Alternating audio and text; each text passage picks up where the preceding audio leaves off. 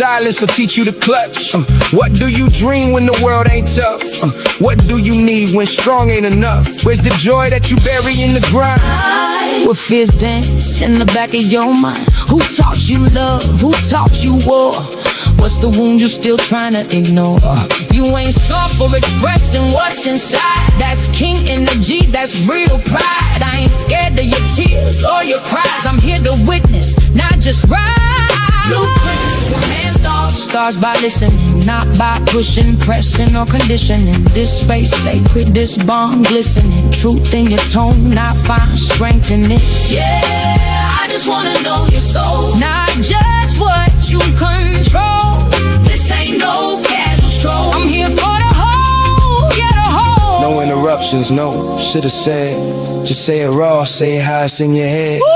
You ain't gotta bleed, just speak your thread. I'll hold the story, every word you said. So when you're ready, I'm still here. A woman with ears that don't just hear. I build temples with your truth, cause no one, that's the proof.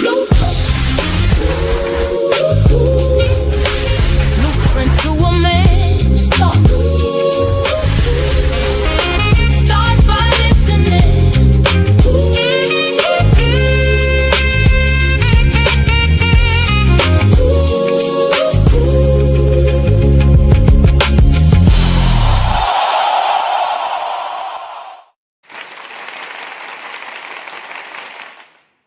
Hey everybody, welcome to Relative Vibes, where the vibe is always positive. How y'all doing on tonight? Hey brothers.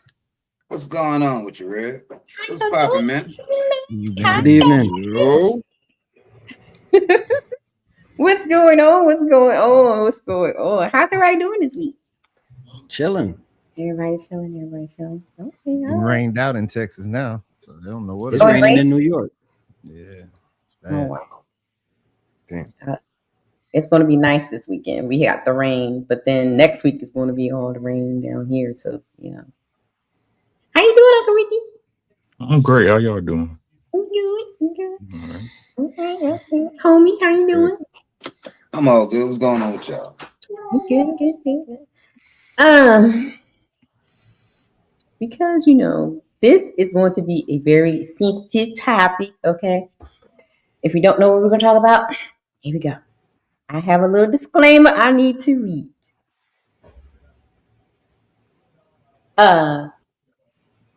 This discussion is about discernment, accountability, bias, vulnerability, emergency responsibility, and how unresolved cases are discussed, not racial guilt by association. We are going to focus on, can Black Americans practice racial awareness and personal discernment without treating everyone of other races as a threat? Tonight, gentlemen on the panel, please be mindful of the language that you use so we don't get flagged, okay? We don't want to focus solely on the case on tonight, the cases that we're going to look at. What we want to focus on, everybody ain't your friend. And should we be hyper aware when we have friends of other races that have a history of racism or biases against us? Everybody got it? Fair? That's Yes, fair. ma'am. All right. Crystal clear. Yes, man. Okay. All right. So, my first question of the night. When I say I don't see color, what does that mean to you? When I say I don't see color, I just see character. I don't see color, I just see character. What does that mean when I say that? When you hear me say that, what do you think I'm talking about? I think you're you trying to come up. Go ahead, Uncle Rick. My bad. I think you lying Okay. because everybody sees color. Not saying that you shouldn't make it the basis of your understanding, but everybody sees it. Mm-hmm. Okay. Anybody else? I think you're trying to come off as harmless. Okay, that's a good one. I've heard that before. Yeah. I Anybody agree with else? Uncle Rick. I Mhm. think you're lying. Because you're trying to fit whatever narrative that you created for yourself in your head, Mhm. and you don't want to face the reality of whatever the circumstances may be due to the maybe the constituents you have around you or any other given reason. But you can't act like you don't see color. You can't act like tribalism isn't a thing. You can't act like these things don't exist, Mhm. and they do. You know what I'm saying. Okay. Anybody else? Brother Jeremy? I see a master. I think it's disrespectful. You got it, Jeremy. No, you I'll good. clean up. Oh, okay. I think it's disrespectful because you strip somebody of their identity.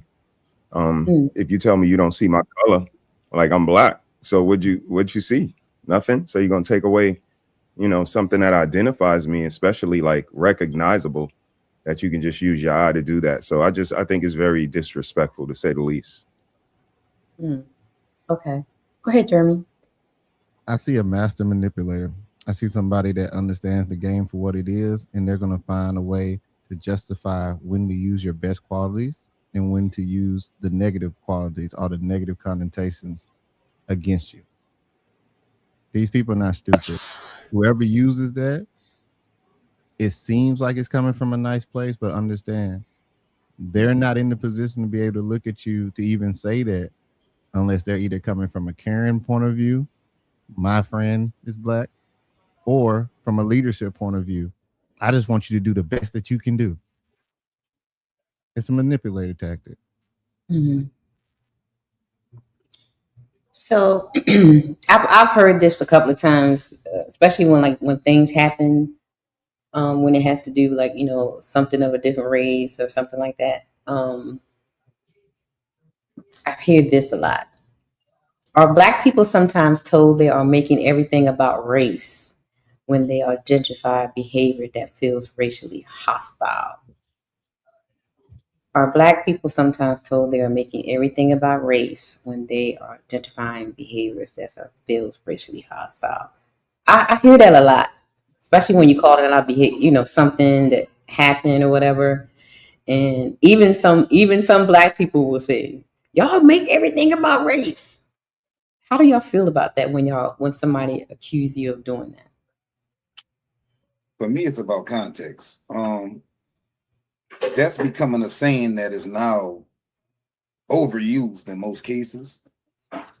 But in the right case, when it's used, or I fit that wrong. In the wrong case, when it's used, it's kind of disingenuous. Because if something that's actually racial happens, that's what it is.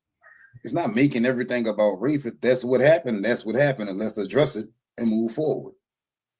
But if you don't address the issue is going to continue. So if the issue is indeed that's what we need to focus on. You can't say we just making it about race, but nowadays a lot of people tend to do that Yeah. in every case that's racial now. Anybody else? No, I just believe. I mean, people do that, but shit, people do a lot of stuff. You know what I mean? So, like, is deleting somebody racial? You see what I'm saying? Mm-hmm. Right? Is kidnapping somebody kid racial? No, it's the act that matter, right? Again, it's just about where you want to attach blame to. Mm-hmm. You see what I mean? And that's not saying that person didn't do it, right? But again, what I tend to see is, again, because it's a person of a different race, they want to attach that to because it's a person of a different race, right? It's weird to me how when it happens amongst us, right, or your particular ethnic group, as they so say, it's an everyday thing, Right. Mm-hmm. right?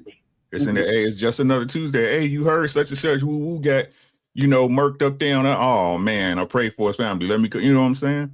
Mm-hmm. Right. So again, I think again, it's really at the at the crux of it is that it's tribalism. It's no different than if you like the Knicks or the Lakers. You know what I mean? Again, it's just another label that could be attached to put in division between everybody. And I'm not saying it's not warranted. You see what I mean? Right. Mm-hmm. Anybody else?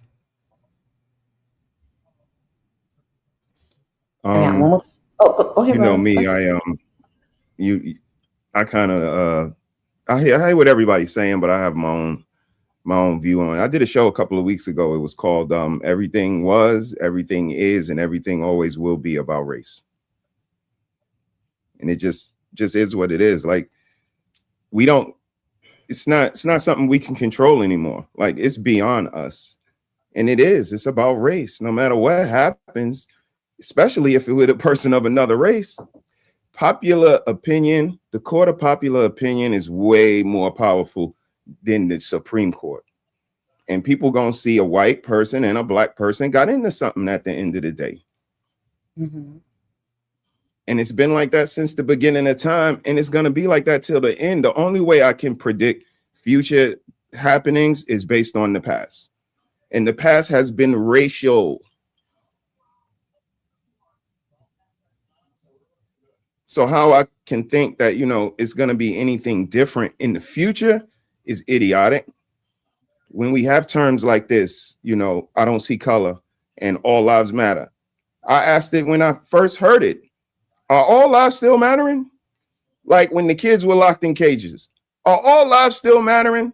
When they say get those people out this country, is all lives still mattering? But when we said stop killing us in the street, stop shooting us down, that's when all lives started mattering. And that's what makes it a slap in the face, because all lives didn't matter till we said our lives matter. Oh, now we got to consider everybody. But that's what we've been doing since the beginning of time. Black people want civil rights. Oh, yeah, well, gay people want rights and women want rights. And everybody come on and get your rights on the coattail of black people. And that's all I see. Yeah, you got your little plight, but we got the original plight. The shit that was done to us was insensitive. And for y'all to say that systematic racism don't exist and this don't exist and that don't exist, I beg to differ. And when you can't go swimming with your white friends, I lived in one of them white towns and they wasn't that nice. They was more like what y'all seeing in these news. We're going to talk about it in a minute. You can't protect yourself at all times. And it's not to be a bigot, not to be just insensitive to all people, but you got to be cognizant. I'm not going to say conscious because y'all expect me to say that word. I'm going to say cognizant of your surroundings. And I land my plane. So something you said about your surroundings, right? Here's the question. Discernment, well, that's not the question. This is a statement. Discernment evaluates behavior, context patterns, and risk. Prejudice reaches a conclusion about someone mainly because of their race. How do we, and this question is to you, brother, how do we separate the two when we're saying, making when you made that statement? Because sometimes people will look at what you're saying as being prejudiced. You get what I'm saying? So the pushback will say, well, he's being prejudiced because, he has this preconceived notion that because of what happened in the past or whatever. I'm just throwing out how people would, throw it back at you. How would you address that? The same way I address the dating world, they lack a certain maturity. Because again, I use the same tactics in the dating world. I operate with a certain cognizance. Like I understand what's going on around me, and then I judge based on past behaviors, the way other girls behave, the way other girls treated me, and then I, move forward accordingly. And I do that with my white friends. It's a certain level of love for self. I know these people genuinely have my best interests at heart. Like I just was reminiscing with Nikki. We lived in one of these towns. I've been at the club late till it had to close. I've been in the woods with my white friends and been the only black guy, but I'm a little bit different. My temperament a little bit different.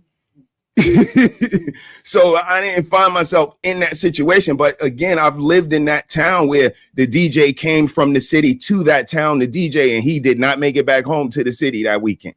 He just, mysteriously drowned.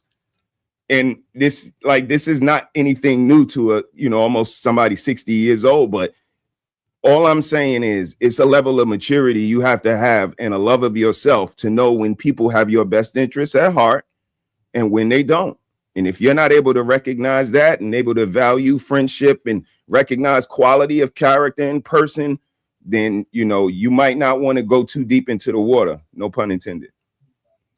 Anybody got anything to say with that? Before I go to the next question. So, can a person enjoy Black culture while still holding prejudice against Black people? Yes. Uh-huh.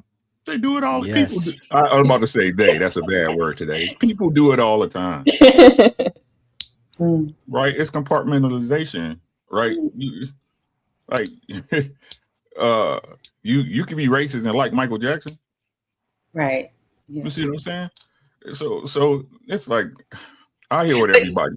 But that's what they be saying, right? Well, I like Black music, blah blah blah. So I can't be racist. No, you can be whatever you want to be. I think that's the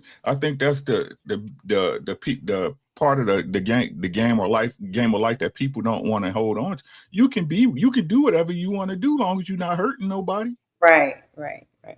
You see what I'm saying? So, like when it comes to these situations, especially ones that's been arising, like I said, we talking about being aware. Don't put yourself in.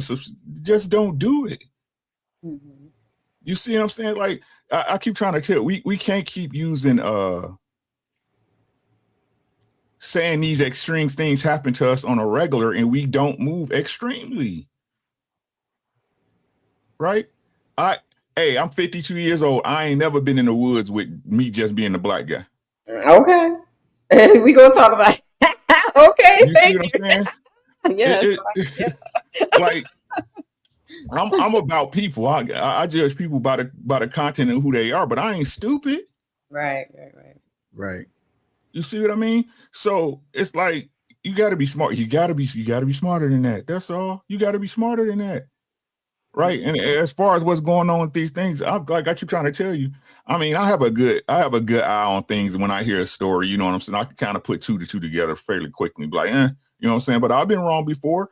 Wait till the investigation over with. Mm-hmm. Right? But like I said, again, if it don't come out the way you want, the people racist, right? Mm-hmm. You see what I'm saying? So, like, again, if you don't want to be at the mercy of these so-called systems, you need to minimize your associations. Right. Yeah, we're gonna talk about it. Yeah. That's all I got on that. I'll talk about it. We're gonna talk about it, and it was what you just said, brother. That you just didn't put yourself like you would never be in. I thought back to when my parents put me in this.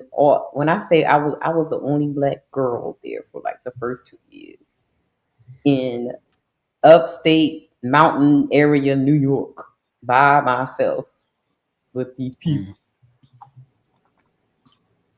Because it's prestigious school, But nobody was my cousin. And I'm looking back and I was like, man, my parents threw me to the lions then. It's like, oh my God. I'm just saying. You know what I'm saying? Mm-hmm. I got recruited by the Lions, didn't say. Right, like, oh my God. Well, let's take a look at the clip. Let me show the banner again because I don't think a lot of people know about. There are not just the 2 cases, but there are several cases that I couldn't get all the ones in thing, but recently. But I have a clip on the recent 4 here. And we all know about Nolan and Daniel. And this young man here, Jared, and we know about her, the young lady that was at the summer party. But this young man just recently turned up dead. So we're gonna listen to the clip and give just a little bit commentary on the news clips, but then we're gonna go back into the conversation about Everybody ain't your friend. You gotta be careful, okay? All right, here we go, guys. Y'all ready? Tonight, the push for answers in the death of a North Texas teen. 3 months after the body of 18-year-old Daniel Irving was found in Lake Ray Hubbard, there's been an arrest in connection with the case.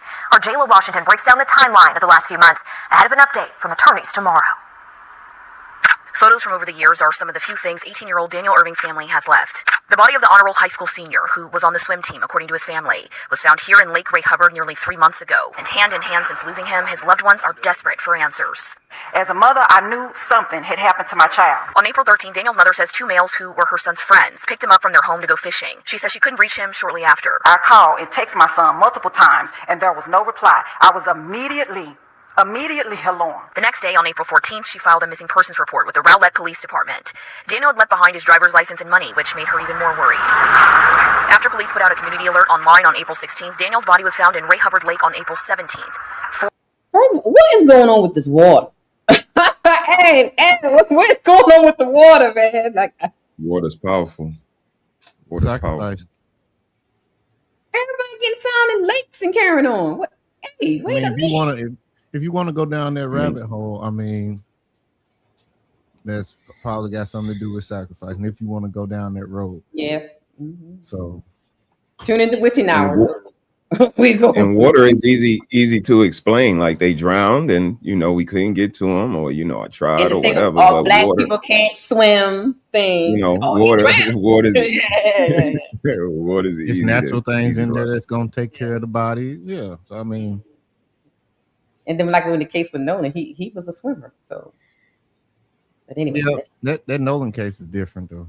Yeah. Okay, here we go. 4 days after he went missing, Daniel's mom says police told her they couldn't ping his phone before then because of privacy laws. They have been met with delays instead of accountability. Civil rights advocacy groups Next Generation Action Network and justice seekers are now working with the family and have criticized how the Rowlett Police Department has handled the case. The groups say one of the people Daniel was with before he went missing came forward after his body was found and said what happened was an accident. Daniel left a home with somebody, went out there, Lake Ray Hubbard, with somebody, but nobody called his mother, nor called 911. Police arrested 19-year-old Lucas Roper on July 9th near Child.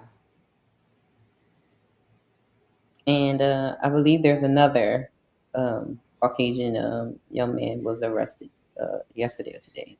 3 months after Daniel's death and charged him with tampering with evidence with the intent to ruin it. The mysterious death of a black mother in North Georgia. Police ruled Tamla Horsford's death at an adult sleepover party in 2018 accidental, but there is renewed interest in the case, and celebrities, including rapper 50 Cent, join more than 500,000 people calling for justice, and now Horsford's family is speaking out. CNN's Linda Kincaid reports. With a beaming smile and a sparkle in her eye, Tamla Horsford was a ray of light, according to her family, a mother of 5 boys who put everyone else first. Super mom. She made sure she could provide for them.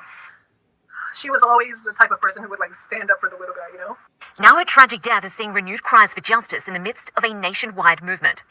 It's unfortunate that it has to take other people's heartbreak and other people's loss for the proper attention to be given to this case involving my sister. In November 2018, Horsford went to a friend's sleepover birthday party at a home in North Georgia.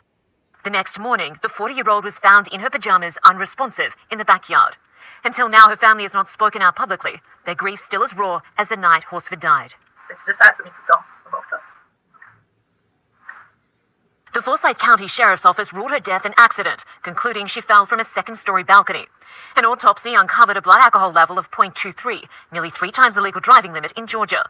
Traces of Xanax and marijuana were also found. But never, ever have I seen my sister become sloppy drunk and incoherent. And so I doubt that she would pick, a sleepover with people that she was just getting to know to start behaving that way. Wait a minute. I didn't know that. She was just getting to know these people? We can't pretend. Like, look, I understand we want to put race on everything, but come on, man. Like, she was talking. Unpopular opinion. She went over there to get fucked up, man. Like, I'm gonna be honest, man. Yeah.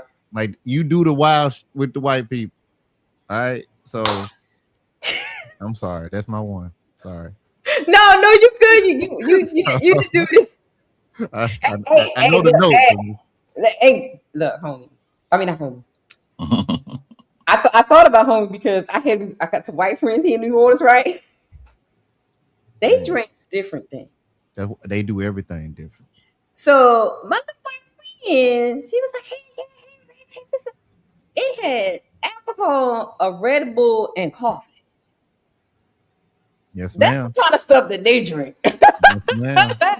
so I can see her taking a drink or something, and I'm just saying, bro. I didn't see women get dog ass drunk. You hear me? Mm-hmm. I'm talking about they fall asleep, wake up next day, don't know where they was at. You know what I mean? Like the two, you can't help who your family is. You can't help who you come from. But the two most important people that you select in your life is your mate and your friends. Mm-hmm. Let's go.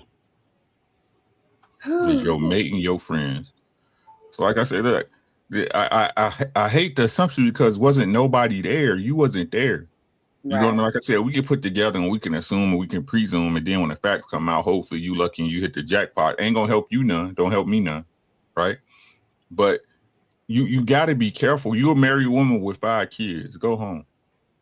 Yeah, I wouldn't be doing no sleepovers as a married woman with kids and stuff like that. That is so childish. Like I don't see the person. I don't see the purpose of that. And then, but I want the homeowner part that she said that it was with people she was just getting to know.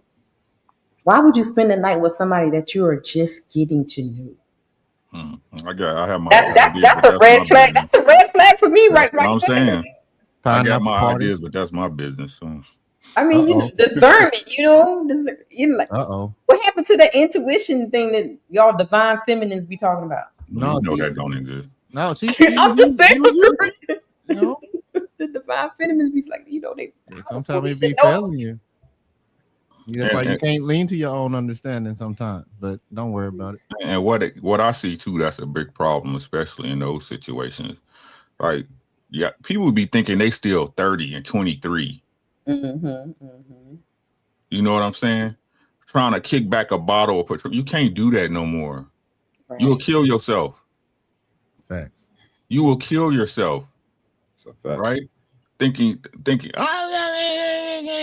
you looking at, hearing the stories of hot girls, and you went, no. Yeah. No. Take it, get your little nip, and go and sit yourself down somewhere. Exactly. Yeah. Oh, brother, play the clip in and y'all can jump in. I gotta turn on the air. It's hot. Ooh-wee. The attorney for Horsford's family says despite repeated requests, police never provided any autopsy photos. The Georgia Bureau of Investigation says he didn't follow procedure. Ralph Fernandez says that's not true. How unusual is it to request autopsy photos and not be given them? It's never happened, but it defies logic. And he claims that's not the only issue that defies logic. The placement of the body, multitude of injuries. What I would consider to be defensive injuries, the inexplicable post-mortem bleedings. The sheriff's office says it conducted a thorough and comprehensive investigation. But Fernandez believes there's a strong possibility Tamla Horsford's death was a homicide. There were numerous inconsistencies in a series of statements, the disposal of evidence, the relationships between the parties. Across the U.S., the case has sparked a huge petition, with celebrities like Kim Kardashian and 50 Cent also calling attention to the cause. I think people are just tired of seeing, loved ones being taken so senselessly. After the public outcry, Georgia authorities reopened the investigation at the request of the sheriff's office. But the family is not satisfied. We just want justice. Boys, I just need justice. We need answers that make sense. None of this makes sense. None of it. A black man found dead in the woods during a trip with his friends. Put a full mask. I'm taking you to Michigan. So the Michigan State Police, they said a 28-year-old Gerard Jackson of Illinois was reported missing on June 29th after attending the Electric Forest Festival with a group of friends in Rothbury, Michigan. His body was later found in a wooded area near his parked rental vehicle. His family disputes investigators' preliminary findings. We're going to get into that. Here's your scenario. Earlier that morning, troopers responded to Jackson's campsite after he reported an alleged criminal incident involving a friend. After interviewing those involved, these investigators concluded no criminal incident had occurred, and Jackson reportedly shortly afterward. Authorities said Jackson left behind his cell phone and other personal belongings. His rental vehicle was later located in the Rothbury area with his wallet and keys inside before officers discovered his body in nearby woods. According to investigators, prelim findings indicate Jackson died by unaliving himself. And police said, also in this case, there is no evidence of foul play. There's more to the story, okay? But police literally came there because the report went out. There's criminal activity here. What was that criminal activity alleged? And why did you not conclude a crime had taken place? There's more. Jackson's family, they have publicly challenged this whole narrative. The conclusion he died by unaliving himself, according to a Facebook post shared by Jackson's aunt, which has been reshared by Atlanta Black Star. Jackson traveled to the Electric Forest Festival with a group of friends after renting a truck and driving. They allege the group returned home without him after he disappeared. Quote, he had no history of mental illness, end quote, a family member said, rejecting what they described as an inaccurate narrative about Jackson's mental state. The relative also said Jackson was the only black person in this group and questioned what happened between his disappearance and the discovery of his body. Officials said investigators are following up on leads to determine exactly what happened, end quote. There's another death at that same festival, by the way. The discovery comes as authorities continue investigating another case connected to that same festival. On the final day, which was June 28th, a sanitation worker found the body of a newborn inside a portable toilet in the Good Life camping area. Michigan State Police said an autopsy has been completed, but investigators are awaiting the medical examiner's final report to determine cause of death. Officials have not released information about the baby's race, gender, or health before the discovery. Police said no arrests have been made in connection with the infant's death. The authorities have not identified any suspects or persons of interest. At least they're not saying the infant unalived himself. I'm not making light of any of this. It's an insanity for anyone to believe that these investigators have actually done due diligence to come to these conclusions. And if you look at the narrative between the first report in reference to the young Mr. Nolan at an island, and this report, you will see the investigators utilize the same damn language. Look at it. We have no evidence of. We can find no evidence of foul play. So what evidence of unaliving himself did you find? Oh, there's no evidence of that either. He's just dead. But you have concluded he unalived himself, but there's no evidence of that. All right. So we're going to stay on top of it. As a matter of fact, we're going to probably do a little more. This is insane, extreme, and obviously not on our watch will it become a trend. All right, we'll bring up this as they come. All right, guys. My first question is, should your intuition carry more weight when you are the only person of your race in an unfamiliar social environment, or should the same safety standards apply everywhere? Brother, can you control the car? I just heard that, what you call that mosquito spraying thing truck just went by. I need to cover my babies up so they don't get Okay, no problem. Jeremy, what you got, man? And then we'll go around. All right. So intuition, should it carry more weight when you're on a person? Unfamiliar social environment. It's just the same safety standards apply everywhere. So I actually believe that the same safety standards should apply everywhere. I don't care whether I'm around a group of black individuals or white individuals. I assume that a group of individuals that I don't know could potentially pose a threat. That doesn't mean I'm gonna walk around scared, but that means I'm gonna definitely pay attention. Also factoring in where you are in the environment. So yes, I think you should have the same safety standards, and I think that's where people mess up. I think that people get comfortable. And when they get comfortable, they get familiar, fall into a routine, then the next thing you know, you done fell into a problem. Or you're either not socially aware, which means you go everywhere doing the same thing. Head down in your phone, going into a gas station you ain't never been in before. One example.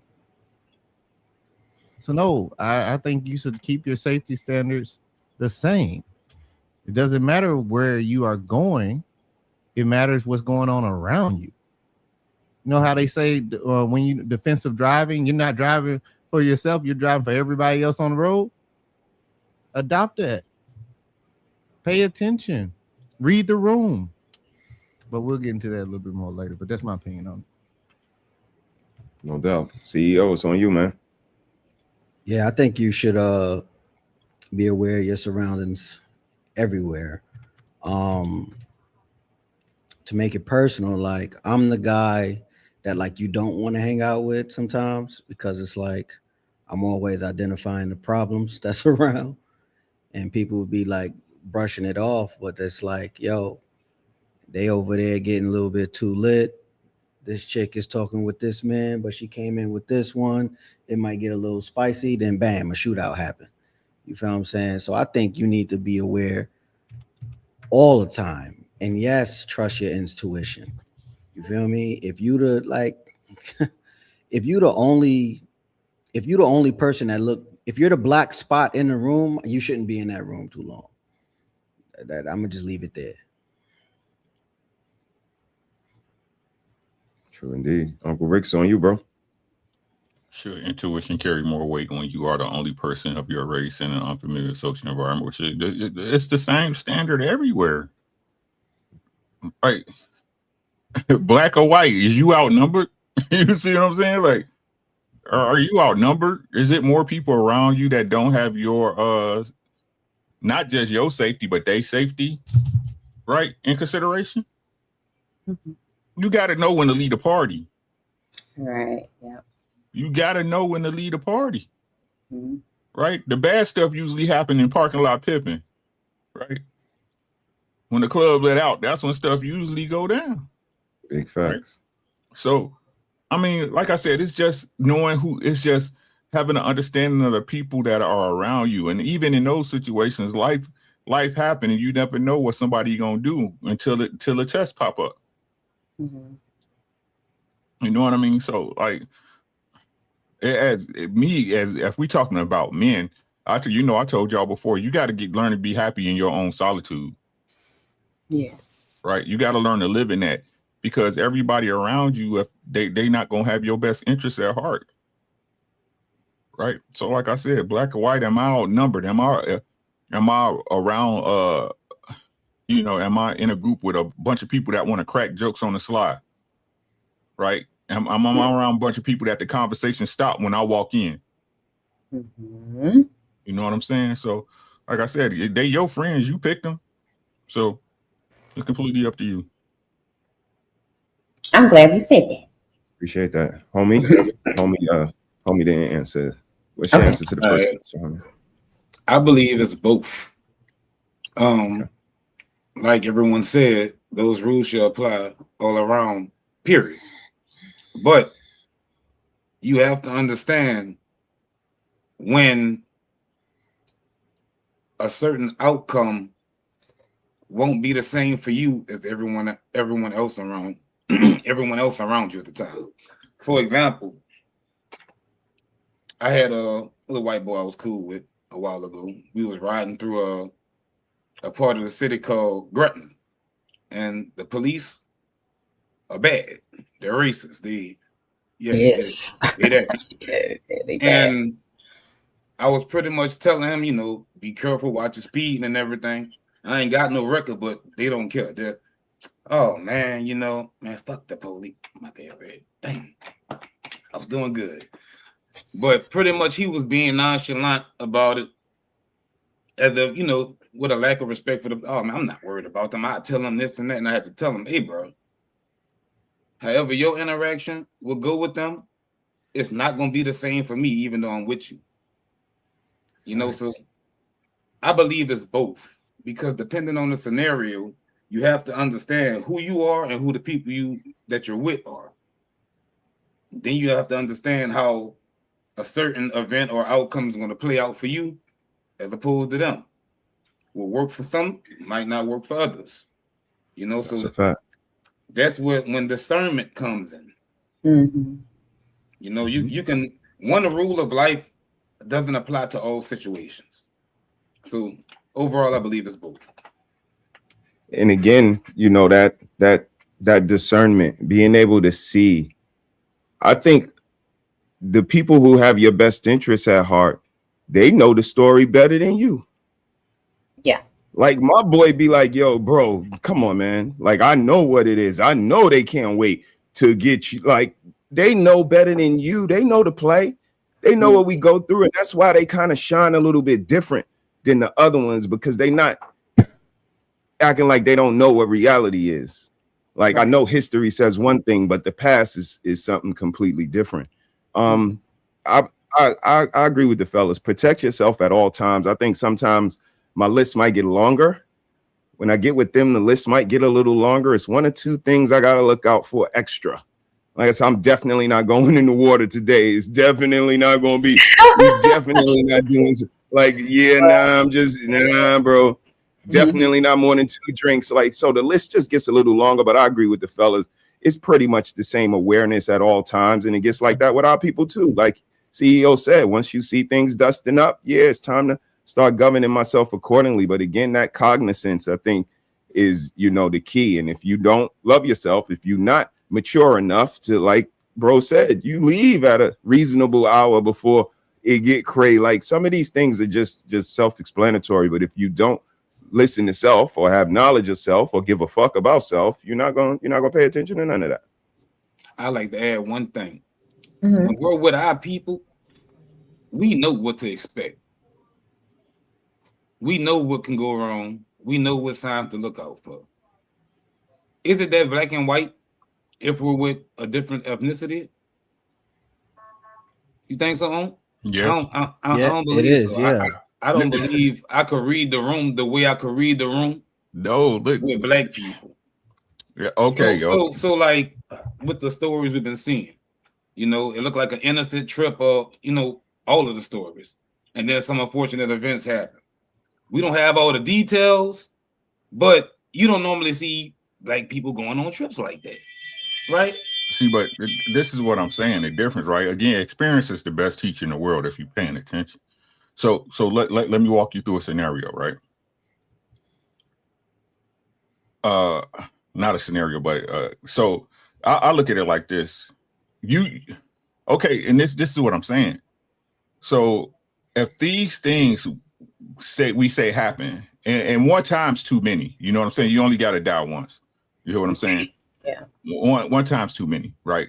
So we have all these examples, and you continue to deal with these people. You see what I'm saying?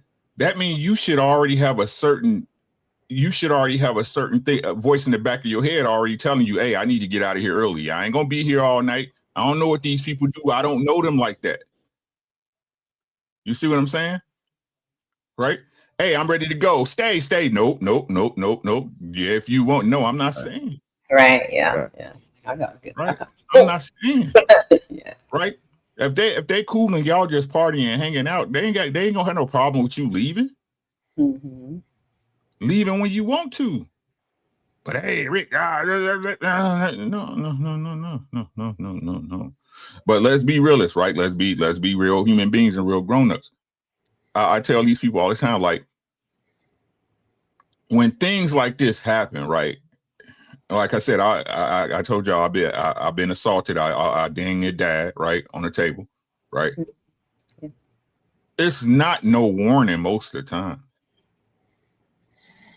That's what people don't understand. Like, there's this escalation of things that happen. No, sometimes stuff, it just happens to you.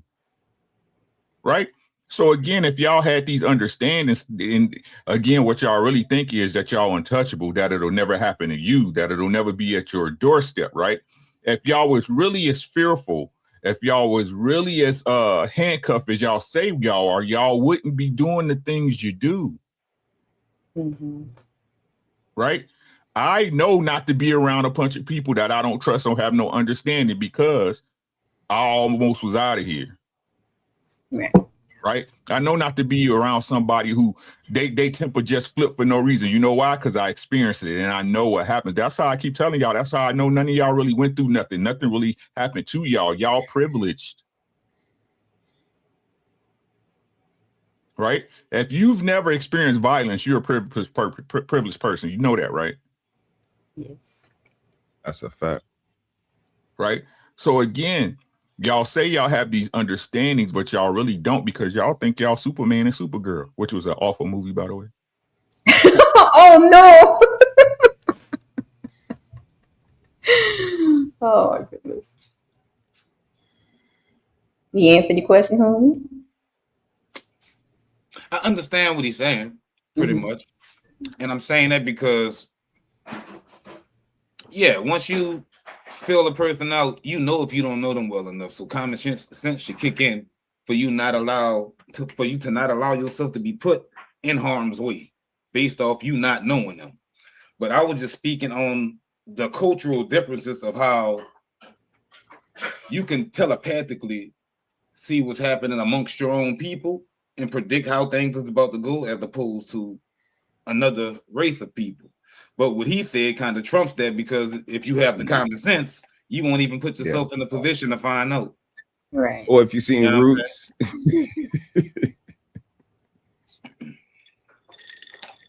Can we tell by how, like when you're talking to a person of another race, how they react to when you talk about the history? Because like some people, they will get like annoyed and and do the so that's the biggest mask. Wait.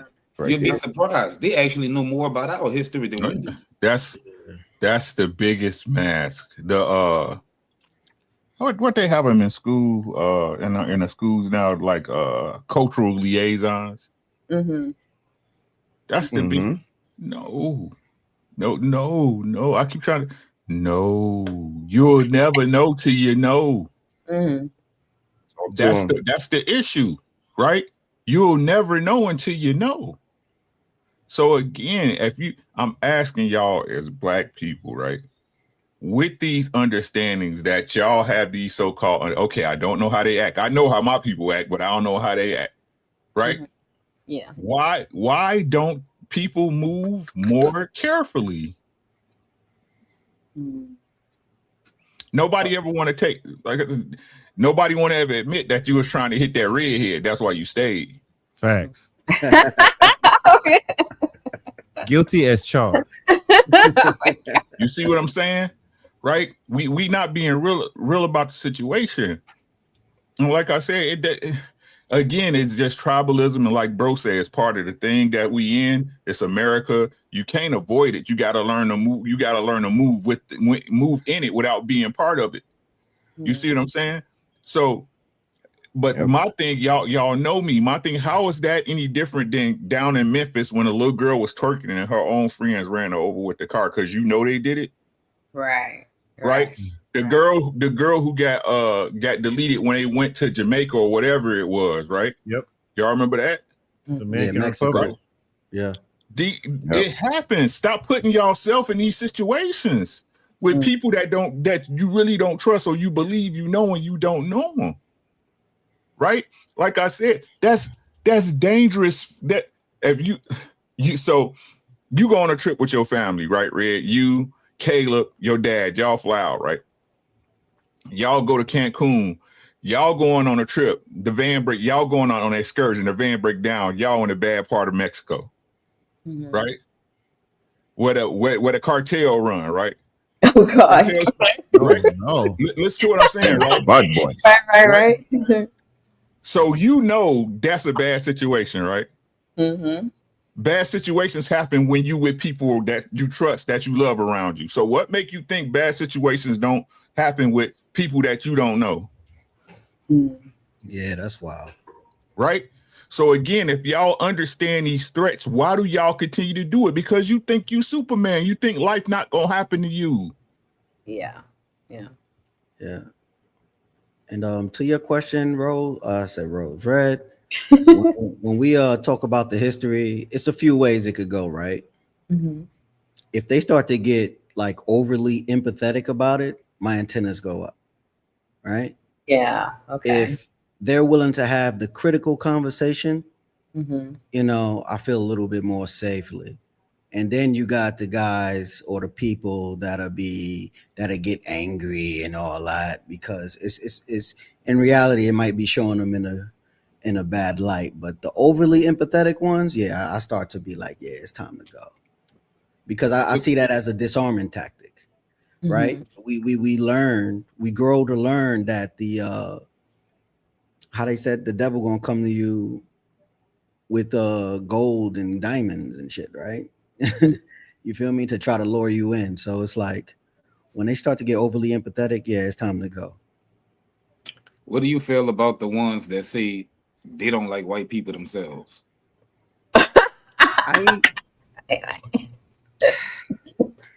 It's 50-50 with them because it depends on how well I know that person, right? Because like I see it as this: everybody's trying to play a game, right? And everybody's not trying to show their next move. So it just depends. I gotta watch them. Like I have to watch them. I gotta watch what they're looking at. Like, you feel me? Like I gotta watch how much they drinking. I gotta watch if they watching me. You feel me? Like I don't. It's 50-50 with that. You feel me? But them overly empathetic ones, yeah, I gotta go. The number one sign you in a bad situation. Let's do what I'm telling you. That was the question. I was going to ask what's the warning This sign. is free game for you rookies, right? when they trying to convince you to do something you don't want to do. That's the number one. That's the number one sign. I don't feel like drinking. No, come on, take this drink. Da da da da da da. I don't smoke. No, come on, hit this weed. No, no, no, no, no. It's time for you to get out of there. Yeah. It's time for you to leave. Somebody going out of their way. Y'all supposed to be partying and kicking and have a good time, relaxation. You know what I'm saying? Relax your mind, let your body relax type shit. And they trying to convince you to do something you don't want to do. It's time for you to get out of there. I'll see y'all later, or maybe y'all won't. Yeah. Facts. So that was my next question is, what are some of the warning signs for you guys? Like controlling conduct, racial jokes, isolation threats. What are some warning signs for you guys? Peer pressure. Like Uncle Rick said, peer pressure is a big sign. You know, too much drinking. Right? When they start taking clothes off. Right? That's a good one. God damn. What the That's a good one. Yeah, like, you know, he had a button up on. Now he walking around in a wife beater. Starting to see tattoos. Necktie on his head. Yeah, it's getting crazy. It's getting too wild. It's drinks at the party, but he got his own personal. What's that? He got his own flask. He got one of these. Yeah, that's crazy. Yep. Yeah, those be the wild ones. Yep. Jaeger bomb drinking ass niggas. Ain't nothing but Jaeger bomb in there too. The nasty stuff.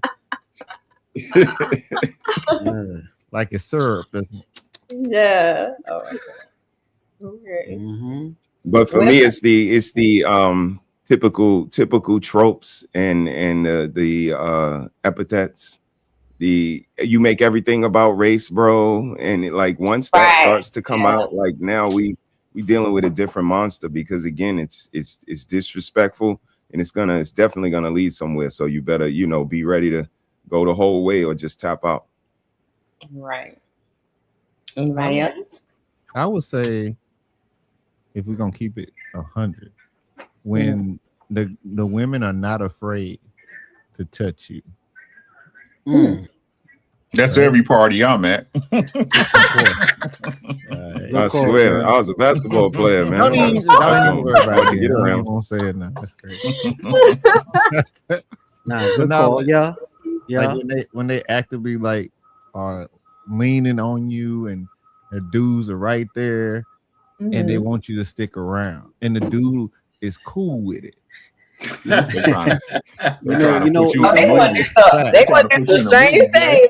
That's what I'm saying. Like, so that's just one of my flags personally. When they start getting too friendly, then it's probably time for me to go. Yeah. You know what, Jerry? It's funny you say that because I was in the University of Alabama when Deshaun Watson beat him for the title, right? And it was we were surrounded by like 3 of like really nice looking white girls, right? And they getting all friendly with us and all that. And then like we taking pictures, but I'm noticing every picture is more white boys in the background, right? So we swiping through the pictures, and I'm like, yo, look, y'all, look, 3, 5, 8. I said, yeah, it's time to go. You feel me? We got to get back home because they being too friendly and they surrounding us. Yeah. Let's talk about this. Trusted, tolerated, or tokenized. That's a good one. So I got a question.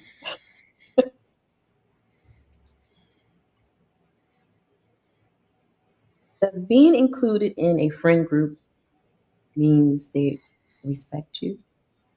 No, nope, not at all. Because I'm, listening to the YouTube streets and a lot of the content creators.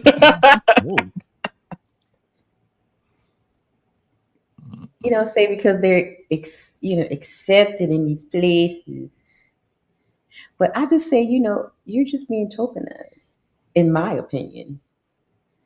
So what do you guys think about those, like, the people that feel like just because these people like me, they listen to me, or they patronize my content or my store or whatever, these people respect me. I don't even say like me, but they respect me. I don't see them as respected. What do you guys think? I agree. It's just tokenized.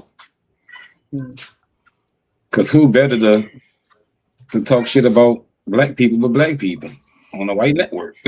Right. You get your opportunity to come up there, and that's what you decide to do. You can talk about anything else, and that's what you decide to do. Put the words back up there, Red. Trusted, tolerated, tokenized. Right?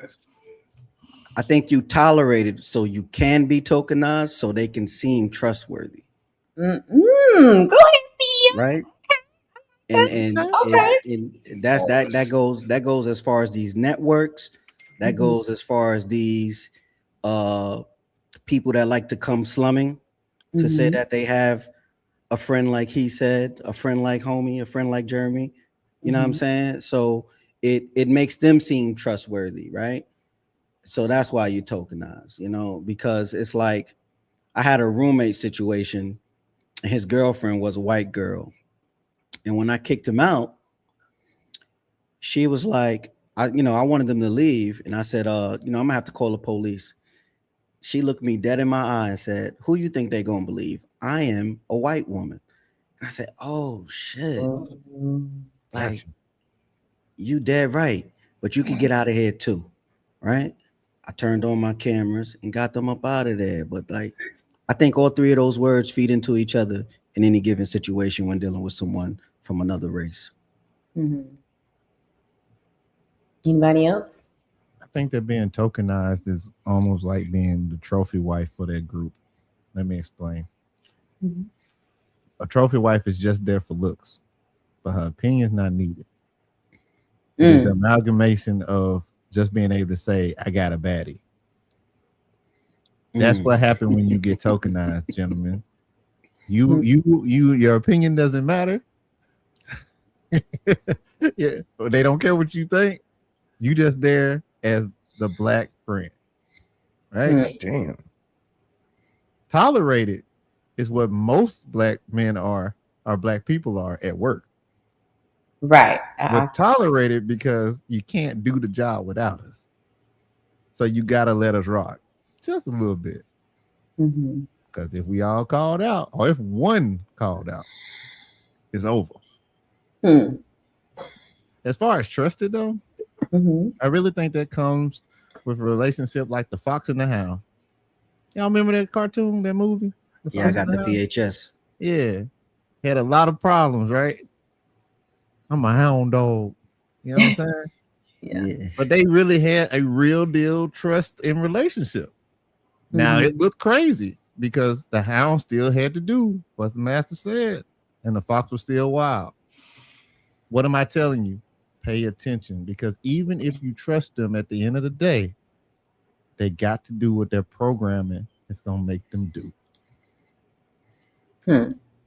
You may I think it's trusted. If I'm gonna keep it 1,000 with y'all, I think it's 100%, because you trust people to do what they gonna do. Okay. Yeah. You trust people to do it.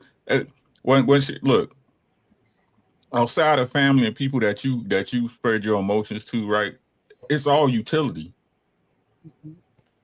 That's what it's about. It's about utility. What can I use this person for? They simply using them people for a means. It's cool, right? But we can go back to the old conversation we had. Hey, what's your word worth?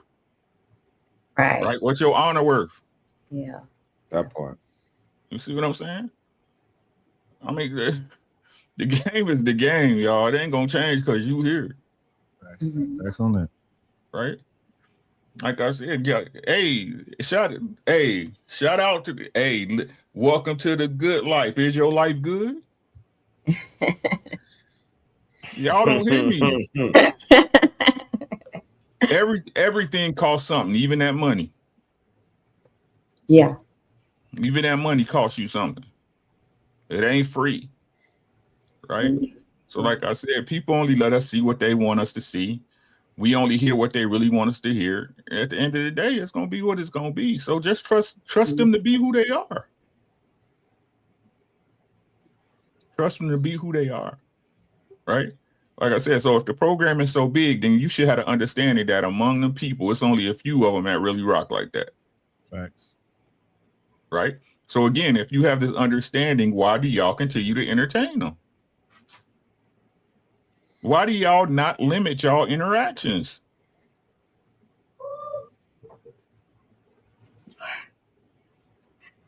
I'm sorry. Down they celebrating. Big facts. Let him have a good time. Y'all can hear him down.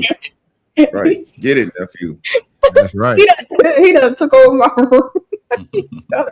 Enjoy yourself. He can't do nothing to you right now. I know, right? I'm torn between two questions because they're kind of like overlapping. So let me ask you both of them, and then y'all can put it together. All right. First one says, is there a difference between wanting a healthy interracial friendship or desperately seeking validation or approval from another racial? Yes, of course it is. And then I think this one bleeds into it as well. Can the desire to be accepted by people of another race cause someone to ignore, disrespect, racial jokes, cold language, and uncomfortable behavior? Yes. Candace Owens. Dang, Hey, don't be talking about my Candace. For real? I like Candace, but she's guilty of it. She's doing the Lord's work right now. She's doing the Lord's work. I like the Lord's work. Okay, right now. Put her back on probation. I don't know what she's doing. What she was doing. No, right now. listen She's to doing me. the Lord's work. I like Candace, but she's guilty of that. It's all the same. Yeah. She's guilty of it. The only difference is you like that person. Facts. Yeah. Like, and I do. That's all I'm saying. And so like, so what's the big whoop? You see what I'm saying? The big whoop is that it's white and black. Like I said, because if it was just that conversation on the side of just between, it wouldn't be no big deal. Right. Yeah. That's what I'm saying. Like, and listen to what I'm saying. I'm not saying these things don't happen. I'm not saying with some of them that there's not racial tones to it. Mm-hmm. Right? I'm not saying that. But what I'm saying is, again, if this is what it is, and y'all keep saying that this is what it is on a large scale, why y'all keep playing with these people? Why y'all keep interacting with these people? Why y'all keep relying on these people? Because they want validation from them. I don't want to be white. But me neither. Brother, I do like the credit score. The credit score. Brother, where's the clip? You want to be Caucasian? That's what they. Where's the clip? You want to be Caucasian? You want to be Caucasian, brother? They want the validation. That's what I'm saying. Like see, that's the conversation again that people don't want to have, right? Again, they got so when it come down to the real of it, right? Again, y'all want to put us on standards that apply to them for a system that was established, since antebellum. Mm-hmm. You know what I'm saying? So you got the same expectations of me without the structure, without the history, right? Without the comeuppance and everything so like I said, the problem is that these people our people have been programmed to look at these people as they are above us. I don't do that. I judge them just like I judge niggas. You see what I'm saying? What type of person are you, right? You got it. I'm telling y'all, if y'all would have knew me when I was 20, y'all be like, this dude is crazy. You see what I'm saying? I didn't associate. I didn't talk. Like if a white boy said something to me, it was like MJ. I'm gonna make something in my mind to make it look like this boy said something bad to me. Mm-hmm. That's the type of dude I was. I told you I love to scrap. I love to scrap. I love to scrap. Right? But until you say, hey, I'm going to give this person an actual chance to show me who they are. And that's not saying I didn't meet some white boys or white girls that wasn't racist. I'm not going to say that. That'd be a lie. Mm-hmm. Right? But for me to judge everybody in their race on this certain scale, right? When I haven't had the chance to meet and interact them, I'm not giving nobody a fair shot. Me included. That's fair. Me included, right? So again, but even with that being said, you're not gonna see me in the woods with 5 white boys by myself. Right. Situational awareness. I done did that a few times. So. Situational. I'm gonna be honest about it. In the water, not me.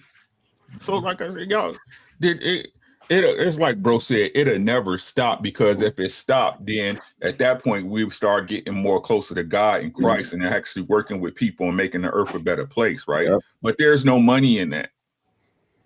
Yeah, there's no money in that. Mm-hmm. I mean, we see that on the YouTube streets.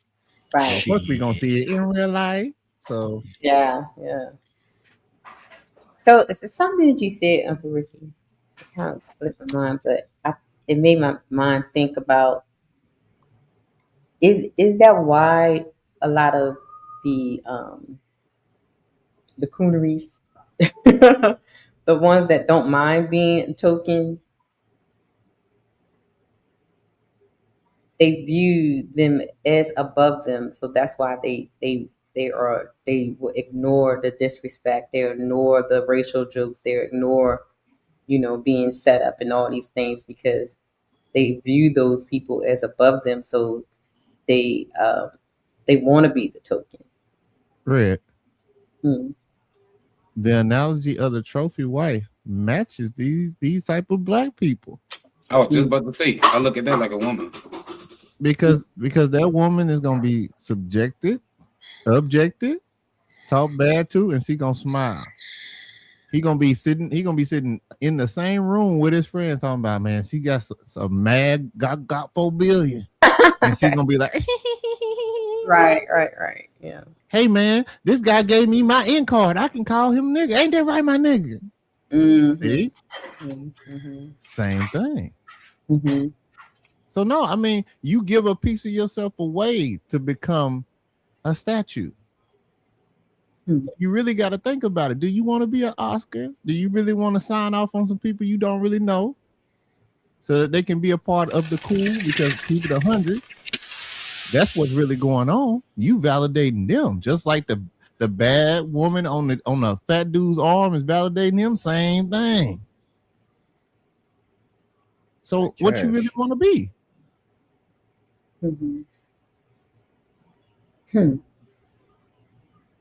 So do you guys think in these situations and other situations, regardless like the details, but just like the overall looking at, like, you know, singled out, only person there that color and stuff, and I'm just wondering, like, I would feel awkward. You get what I'm saying? Being like the only, I don't know. Maybe it's just me. I would feel awkward. I don't feel awkward when I was in the space, but that's because I was there for a reason. So But I'm talking like going to party, like in the instances that we looked at, you know, going to a festival, going to the woods, going on a boating trip with people. You know, I would. Well, for me, I would feel awkward being there, especially and then like in the instance of the slumber party, like the sister said, she was just getting to know these people. Now that's crazy. And you don't bring along someone that that know with you. Like, yeah, we going, you know what I mean? So I don't know. No, see, but see, this is what I'm saying, right? So what they comfortable because they did it before. Okay. You see what I'm saying? Right, it's like the chick who fly out, right? Yeah, she get flued out all the time, but then that one time, right? Yeah. Like I said, these, if we're talking about en masse, general population, the consensus, these things we see, again, I'm not saying they don't happen. I'm saying they're minimal. Right? That's what I'm saying. They're minimal. You're more likely to get deleted by someone of your own race than you are someone of another race. Right. Yeah. Right. So again, I keep asking somebody, y'all know me, I'm trying to find the truth in everything we talk about. Somebody lying. Right. Right. How many stories have you heard of black girls and white girls going out partying, tearing up town, right? Nothing ever happened. Yeah. Right. So again, race is just something to put on it to try to put blame to make it worse for the person who did it. And like I said, in the situations they show, y'all don't even know for real. We don't know. We don't know. Right? It's like the Carmelo Anthony thing. I don't look at it as a black. I looked at it as he killed another kid. Right? He killed another kid. No matter how y'all want to look at it, okay, fine, whatever. Whatever you got to do to make yourself sleep at night, cool. Right? But he killed another kid. And like I said, I understand these things exist, but the problem is, right? We've been so programmed to see him that way. When are you going to stop seeing it that way? Right. Yeah. Now, I will say that there are just some areas where my fellow black people are not going to be. So it really depends on your interest. For example, I'm a part of a chess club, right? There's one other black girl in that chess club. And because of how we work, we don't hardly see each other. So it's just me in a room full of white folk. Yeah. But there ain't no issue there because we're there for the same reason. And that's the problem. You got to know what your tribe is, right? You got to know why they are there. If you don't know why they are there, then you're setting yourself up for the surprise, for the okie doke. For the, I didn't know this was a pineapple party. Oh, snap. That's why she been rubbing on me. That's why she been trying to, you know what I'm saying? I didn't come here for that. Yeah. And then it goes into what we've already covered. You feel uncomfortable. Leave. But you still want to hit though. Yeah. Right? and then you get put in this weird situation. So you just got to make sure that you understand the area that you're going in, and that's why situational awareness is way more important, in my opinion. I'm thinking, especially with the young people, right? And in the, because I literally think that there's a, you know, I don't want to talk conspiracy theories, but Hey, conspiracy theory is up right now. So okay, Women. okay. Absolutely. Hey, look, I feel justified. But let's talk about the young people, because there's a lot of young people that's in it, and teenagers and kids are getting in these types of situations. As parents, what are your warnings to, because like, you know, a lot of times they're going to school, making friends with other people of different races and stuff like that. What are some of the things are you teaching them, like, to be aware of, just in case, you know, someone is making you the token for some reason, and you know they may have other intentions for you, like on the movie Carrie. You know what I'm saying? So yeah, what are some things you're teaching when you would teach your young people as dads? Pay attention to how often they're asking you about personal stuff.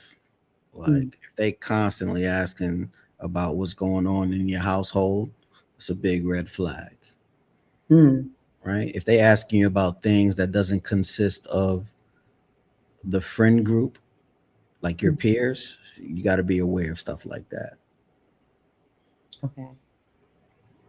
Are you talking about like the kids or like the kids' parents or kids? Yeah, like say my daughter's friend is always asking about what's going on in my house. It's a red flag, right? Okay. And pay attention to if she's sharing those type of details about her house, right? If you realize you're giving more than you're receiving, that's a big red flag. Pay attention to stuff like that. Okay. Jeremy? I mean, that's interesting because I was contemplating while he was answering, and that's a good answer, but I don't really watch kids to see how kids interact. My wife tells me that whenever we go out to places when the kids have their little play dates or whatever, I seem very non-approachable. And one reason is because there's a lot of kids there, and I'm trying to keep an eye on my kids as well as all the others, because, you know, ain't nothing finna happen if I'm there. But another reason is because I'm watching your parents. I tend to watch the parents more than the kids. Okay. Like if the kid is acting a fool and the parent is like super chill and like, Billy, we talked about this, you'll never go over their house. Okay. You will never go over there. Right? Because to me, I'm understanding that there's something going on over there that we don't do over here. So I tend to not watch the kids though. But I will say this: when my son went to his camp, quickly, he went to like a lawyer camp, and it was the first time, because he's in a immersion school, a Spanish immersion school. So it's the first time he was actually around a whole lot of black kids, right? And while he enjoyed the experience, he would come home every day and be like, I'm exhausted. They was loud, they was jumping everywhere, they couldn't sit down. And I'm like, okay, so how you feel about that? He's like, it just seemed like they ain't have no self-control, Daddy. Okay, I know that's right. And I'm like, okay, so what did you do? He's like, at a certain point, Daddy, I just got to myself. And that's why when Uncle Ricky said what he said, I was like, okay, he on the right track, because I do the same thing. When you get too wild, okay, you got it, because I'm not finna get in trouble for you, and I'm not finna get no mess with you. So, I mean, to answer the question straightforward, I don't teach that. We just showcase, and I try to keep an open communication with my boys, and they tell me. So I watch your family. I want to know what your lineage is doing. Mm-hmm. I told my kids, don't go where you outnumbered. Don't go in the woods. Don't go on the boat with them. You see what I'm saying? Don't be in their house and ain't nobody there. You see what I'm saying? Right. And then if we don't know them, make sure you keep your location on your phone. I taught all my sons how to box. All my kids know how to wrestle. Mm-hmm. Right? Yes. But the most important thing I teach my kids is don't put yourself in any situations you can't help. Mm-hmm. That's the biggest thing. I don't care if you snuck out the house. I don't care if you whatever. Call me. I'll come get you. Right? And I say this, and y'all gotta understand why I try to tell y'all why I live in one of the whitest towns in America. I live in one of the whitest towns, and my kids I can't say they ain't never had no scuffles, right? I can't say that. But as far as on this scale, we never had anything close to that happen. Right? Because these kids are growing up together. Right? It ain't like before up here. It ain't like when they're in Chicago, when the only white boy you seen is when you went downtown and on the north side. Right? These kids go to the same classes. They, you know what I'm saying? Principals know your kids by name here. Right. Yeah. Mm-hmm. Right. So like I said, that Black, white, Mexican, don't put yourself in those stupid situations. Don't put yourself in something you can't. Hey, stop writing checks your ass can't cash. I'm not going to put myself at a deficit for nobody. Mm-hmm. For nobody. Right? Like I said, I told y'all one of my best friends, he died of brain cancer some years back, was a white boy. Taught me all the lessons as far as money and maintaining the house that no man ever taught me. You understand what I'm saying? Mm-hmm. But like I told you, I'm not going out in the woods with 5 of them. Yeah, that's for sure. I'm not doing this. Stop putting yourself in dumb situations, especially where there's liquor and drugs involved. Mm-hmm. That's facts, though. So would that go back to they putting themselves in those situations because they wanted to be accepted so bad, even when they know it's wrong? You know what I mean? I don't want to. I don't want to assume. You see what I'm saying? I could, but then again, that would be me being racist. Okay. You see what I'm saying? I wait till it come out. We gonna see what's popping, right? Mm-hmm. But like I said, how racist? Like how could it be, right? When that how old are these boys? 18, 19 years old, right? More than likely they had relationships with each other somewhere along the line, right? And I'm gonna keep saying it. If we believe that these people don't have our best interest at heart, and we don't, like I said, if one is too many, why are you out in the woods with them? Why are you out on the boat with them? Right. Why are you at a slumber party with them when you're the only one there? Mm-hmm. Right? Mm-hmm. Even with 2 people. Hey, y'all remember when y'all was little? Y'all remember when y'all was little? And y'all school, y'all around, y'all Gen Xers, right? Right. And you was in school. Remember how when y'all used to cross the street or go, so grab your partner. Right. Yeah. Yeah. Yep. Buddy system. Right. You always had a buddy to go in the military. Don't leave your buddy. Right. Yeah. Buddy system. You see what I'm saying? Y'all, if it's so safe. Copy. You see what I'm saying? Yeah. If it's so safe and we have this understanding where we got these platforms that push this narrative that, hey, this is what happens. Why are y'all doing it? Mm-hmm. When it's a man and he pick a hoe, right? Hey, you got what you had coming to you, right? Right.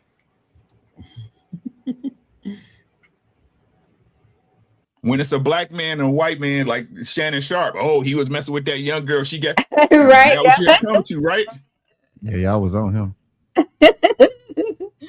That's what I'm saying. Y'all, hey, y'all too busy tap dancing trying to tell lies like Sammy Davis Jr. All y'all do, stop lying. Right. OMG.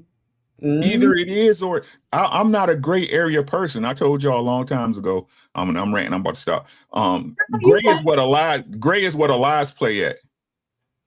Mm-hmm. The gray area is when it depends, right? No, either it is or it isn't. And if y'all saying it isn't, or y'all saying it is, why y'all keep doing it? Right. Yeah. Now, real quick, this is the only part that frustrates me, because to me, this is in a gray area. So if you gentlemen and Red can help me understand this. Me and my wife were talking about the last case that's making headline, which is the 4th of July one, right? Mm-hmm. And my wife asked me my opinion about it. And I said that I was actually infuriated. I was upset.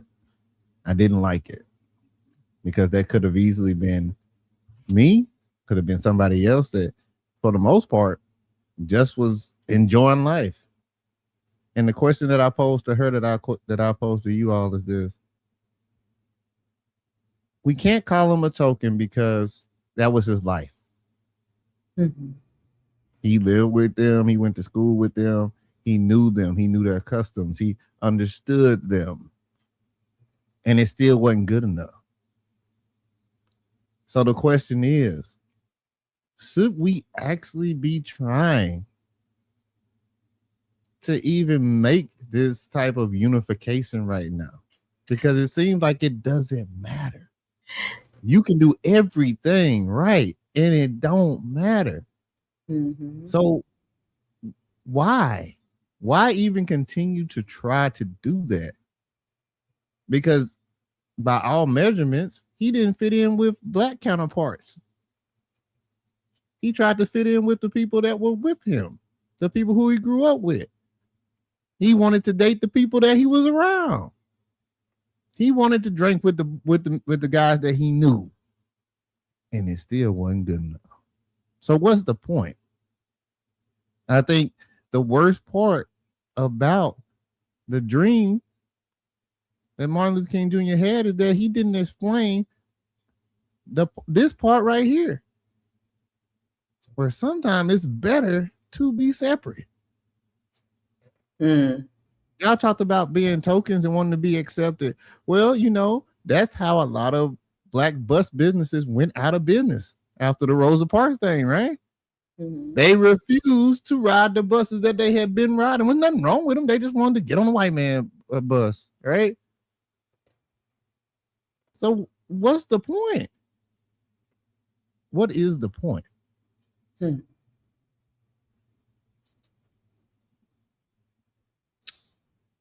Answers, rebuttals, anybody? Oh, brother, you didn't get a chance to answer the question. Everybody yeah, I can't. Yeah, that's a tough question, Jeremy. I can't just, I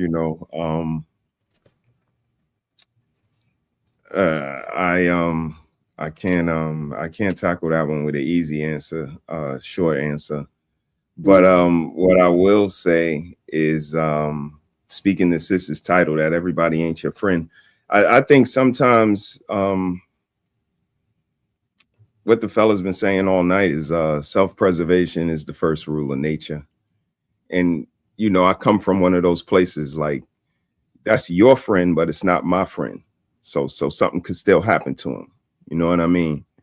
And that said a lot about the person they were with. Like, and that, again, showed me the quality of men. Like, I want to be the type of guy, no matter who I bring around, they good when they with me. You know what I mean? I don't want a hair on your head won't be touched when you with me. And everybody can't say that. But I just think it's what I would tell my kids is improv. I would tell them about improv and I would improv with them. This is what we did with our kids. Like, they were the black kids in the school, and we're actually acting those things out. And little girl, come get in this van. I got some candy, and like all of that. But improv is key, because if I was going to that sleepover, I would have brought a +1, even if they didn't tell me I could.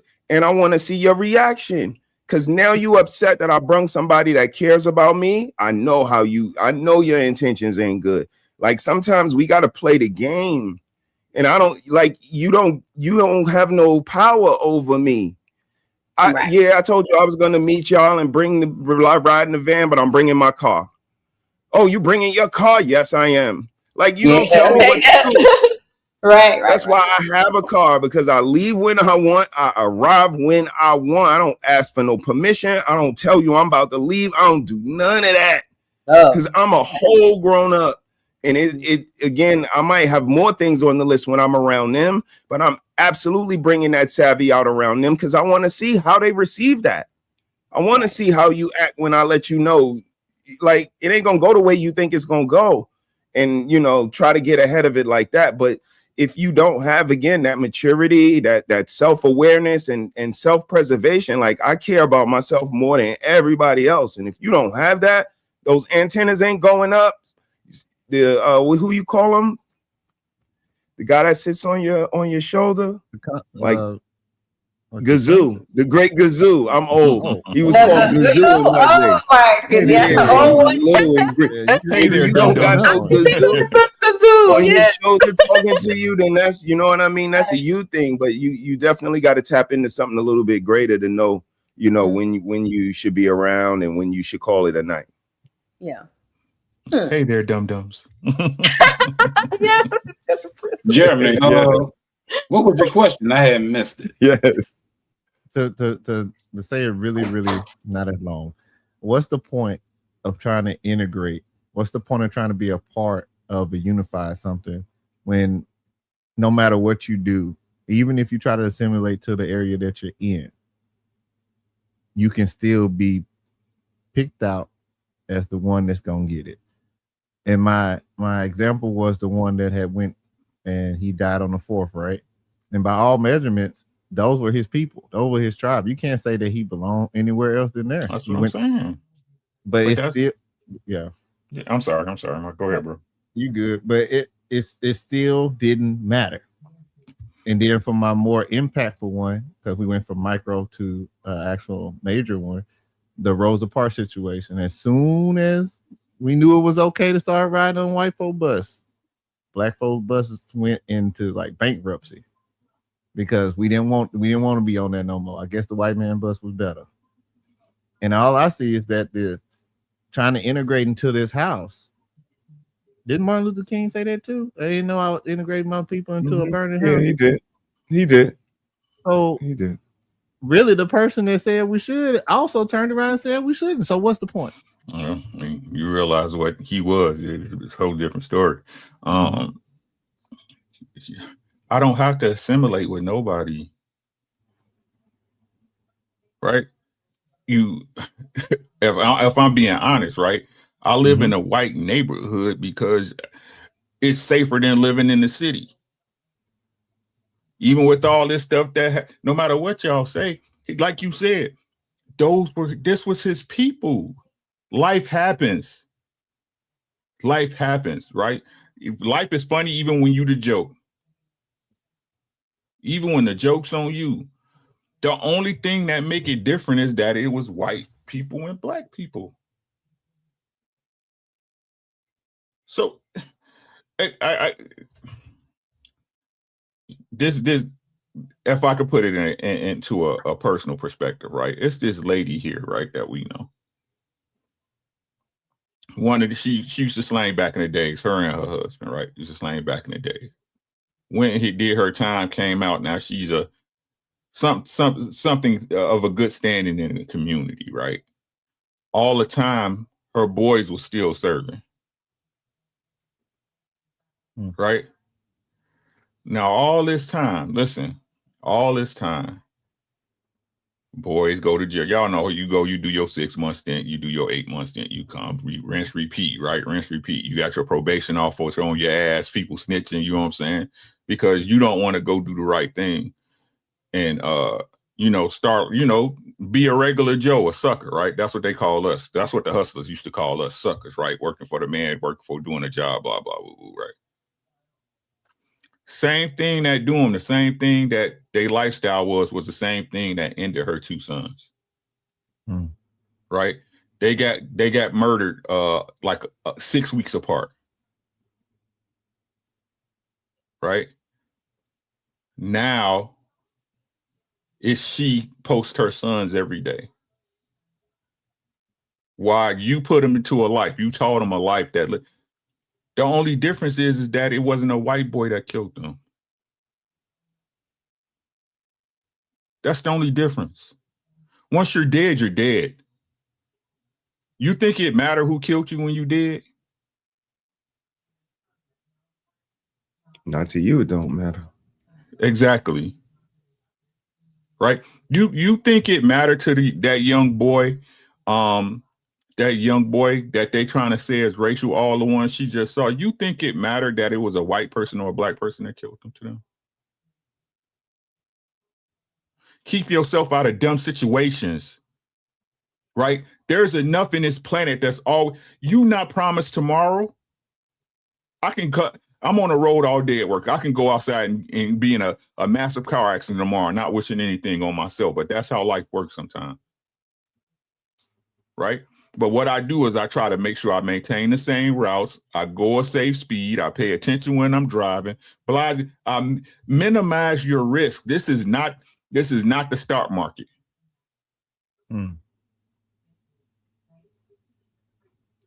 They just want somebody else to blame it on.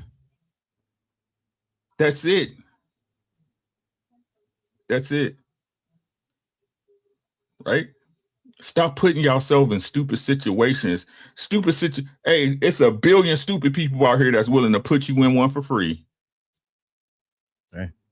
Why you doing it to yourself? Ain't that much partying, ain't that much pussy, ain't that much liquor. It's not.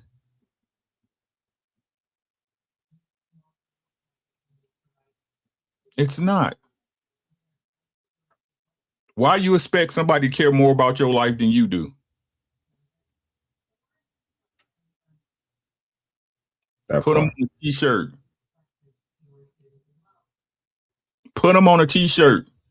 Because that's all that's going to happen. And life going to keep passing and you going to be gone. Because this planet going to keep rolling whether you like it or not. Black, white, Mexican, Chinese. Learn to pick good people.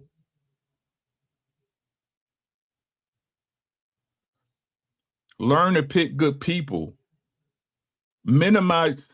I don't understand why people got to hang out with a bunch of people in the first place to make themselves feel good.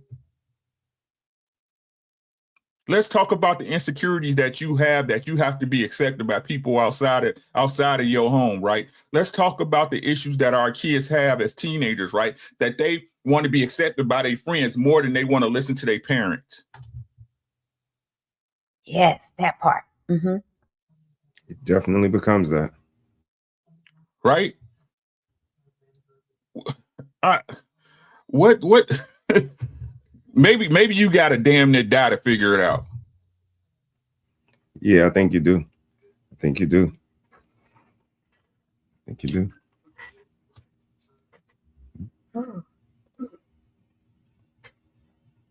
Well, I really didn't have any much on that subject because I know that all the cases are still fresh and stuff like that.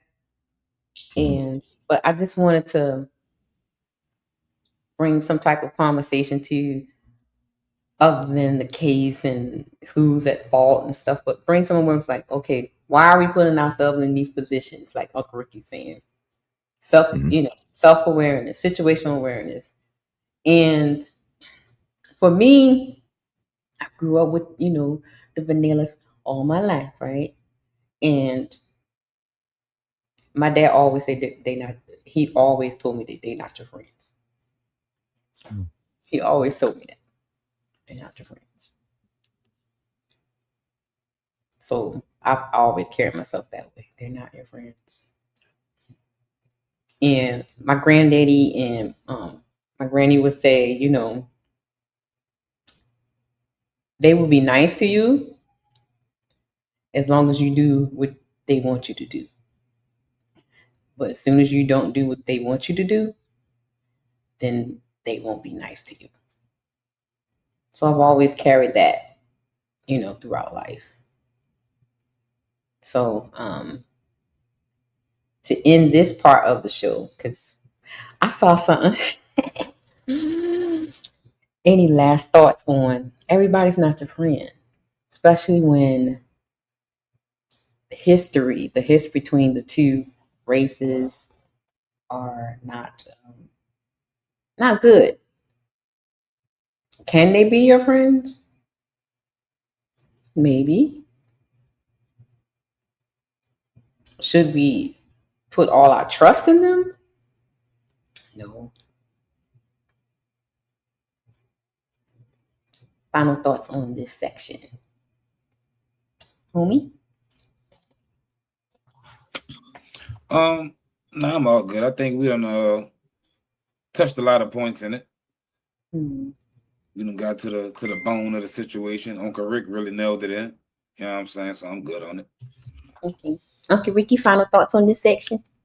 Piat. Protect yourself at all times. Plain and simple. You got to get a shirt, Uncle Ricky. Yeah, you do, man. Batman. Last thoughts on this section. When people saw you who they are, believe them. Mm-hmm. Yeah. That's it. Brother? Self-preservation is the first rule of nature, and protect yourself at all times. Shout out to Brother Ricky. All right. Shout out to this first section of the Blueprint to Man Thoughts, because, child, I saw something, and I want y'all to see something. Okay. We about to be messy. I am the original. I saw something. Okay. Just know that. And I mean, just in case you get somewhere else. They watch. I've been saying this since 2019. Often imitated. Brother, duplicated. Brother, you remember where I used to do? Shout out to the thieves on YouTube, bro. What you trying to tell y'all? Innovator, motivator, dominator. What? The original. I saw something around here, but anyway, I saw Shout something. out to the thieves on YouTube. I have some questions.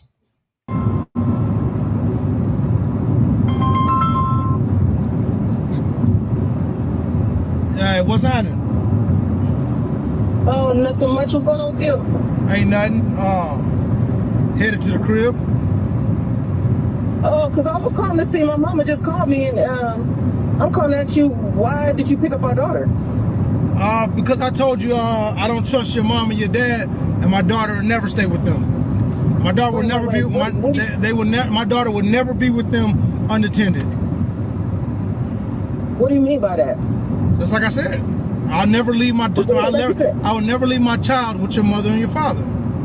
Okay, but you need to explain to me, because what you mean? Why do I need to explain to you? Listen. Let me tell you something. The same dude, the same mother and father that you just tried to leave my child with is the same mother that allowed the same father to molest you when you was a little kid. Why would I leave my child in those hands? Okay, but that was years and years ago when I was small. I don't care. I don't care. And for you to even be willing to roll that dice is messed up. Like, straight up, you bogus in the mud. Like, why would you put your child in a situation of something like that to happen? Bro, I don't care. I don't care how. Man, I'm not trying to hear that. People don't change from stuff like that. Man, listen, he won't change on my watch. I'll tell you that. I won't change on your watch. Listen, man. Listen. At the end of the day, your dad will never ever touch my daughter, and your mother will never ever see my child without being supervised. Period. And if I find you to ever do that again, then we're gonna have a problem. And when you told me that your dad did that to you, I told you if we ever have kids, they will never be around them. Years ago. Years ago. I don't care Years ago. You know what? People change. Hey, check this out. And that's like, and I'm gonna keep on talking if you leave, I don't have a problem with my parents watching her. if you leave my child around again, I'm gonna call Child Protective Services, and I'm gonna file a restraining order, and they will never see him. All right, that's fine. Do what you got to do. Because first of all, you got to have proof. So you just proved it.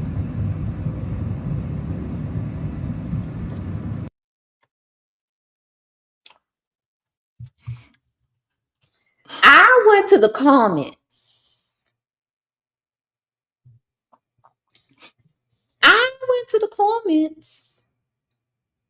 And the sisterhood was agreeing with the mom. With the mom. Of course. God damn. My mouth was open. I was like, you got to be kidding me right now. They were dragging the dad. And they are the main ones talking about abuse and shadow work and trauma. My trauma. And y'all the main ones. And then y'all dragging the dad trying to protect his daughter from going through the stuff that y'all complaining. I got questions. Comments, thoughts, and concerns. Is the dad? This dude has the worst baby mama ever with these skits. Like, hey, his baby mama, whenever he got her on the phone, it ain't never no good time. That shit crazy.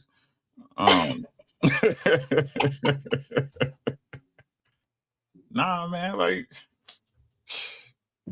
trying to tell y'all, man, like, a daddy is there a lot of times to protect the kids from their mama. Yes.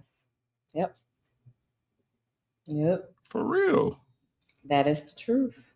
Mm-hmm. Like this story of how I'll die for my kid. Yeah, whatever. Yeah. Mm-hmm. Whatever. Most of y'all be like, I'll go have another one.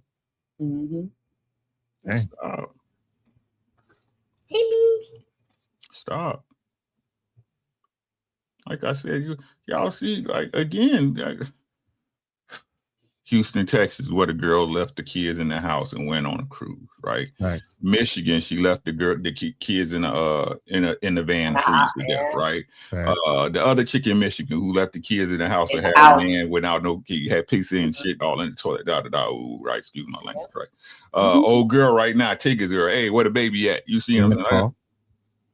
Again.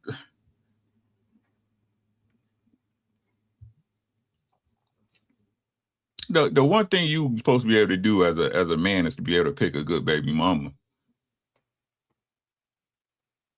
I keep trying to tell you, no matter what me and my exes went through, they some good mamas.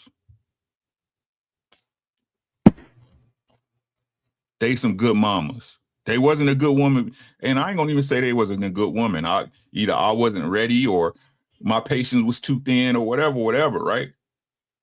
I said my high school sweetheart, she just dirty though. You know what I'm saying? I'm keeping it 100. She was just dirty. Damn, man. Oh my God. Like I said, like, but she a good mama though. Mm-hmm. I can't.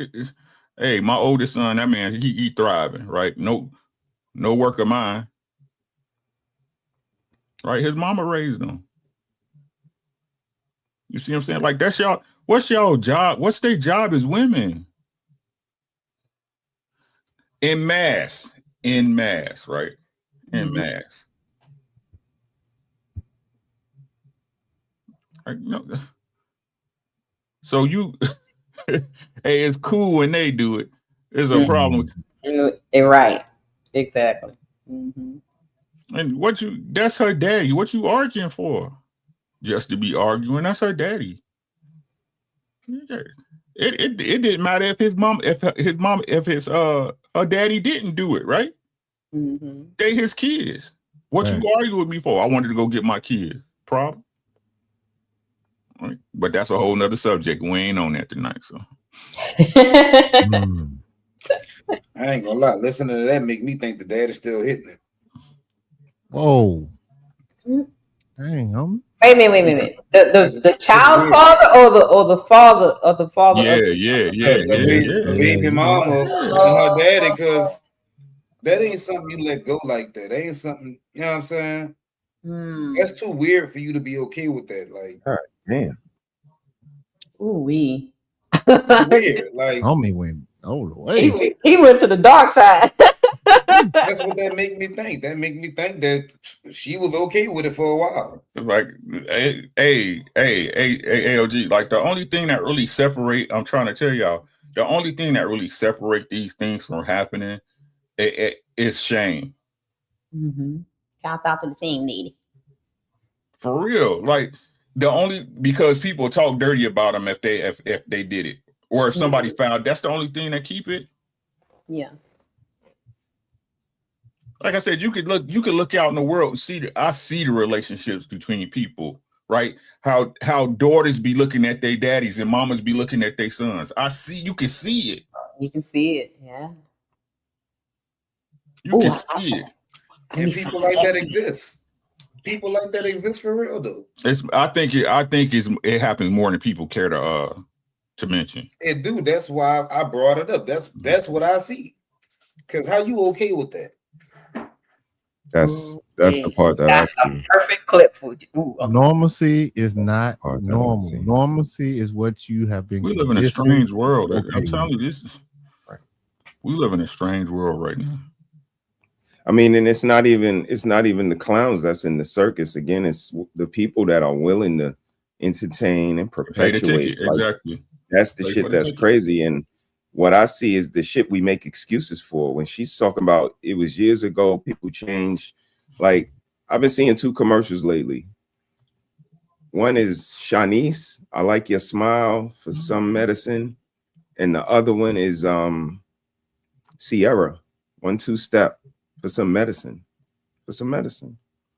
And I asked Nikki, like, who accepted all the bullshit in the 80s and the 90s? Our ladies. Like, we could scream it to the high heavens. We know, they don't want to hear it from us. So somebody else just say it. Like, they're shitty moms. It's not even a joke anymore. It's not just a hashtag.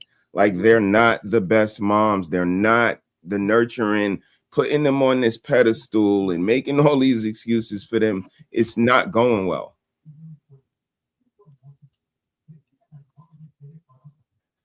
Y'all ready for the clip I found? Uncle Ricky opened the door for this. We blame Uncle Ricky. Oh. Blame Uncle Ricky. I think it's 2 parts to it, y'all. Hold on. Here we go.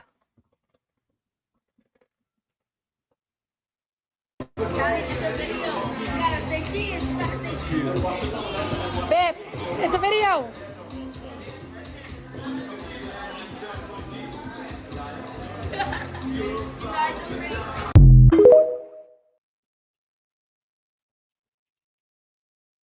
You mean like that, Uncle Ricky? Play it one more time. I think I've seen that before. Oh, I got it. I think it's another part too. Let me see. Because I got it, or did I download it twice? I don't understand that, man. That's the daddy and how he was like, doing all the extra stuff. I saw it. I just don't understand it. It's a video. You gotta say cheers. You gotta say cheers. Babe, it's a video.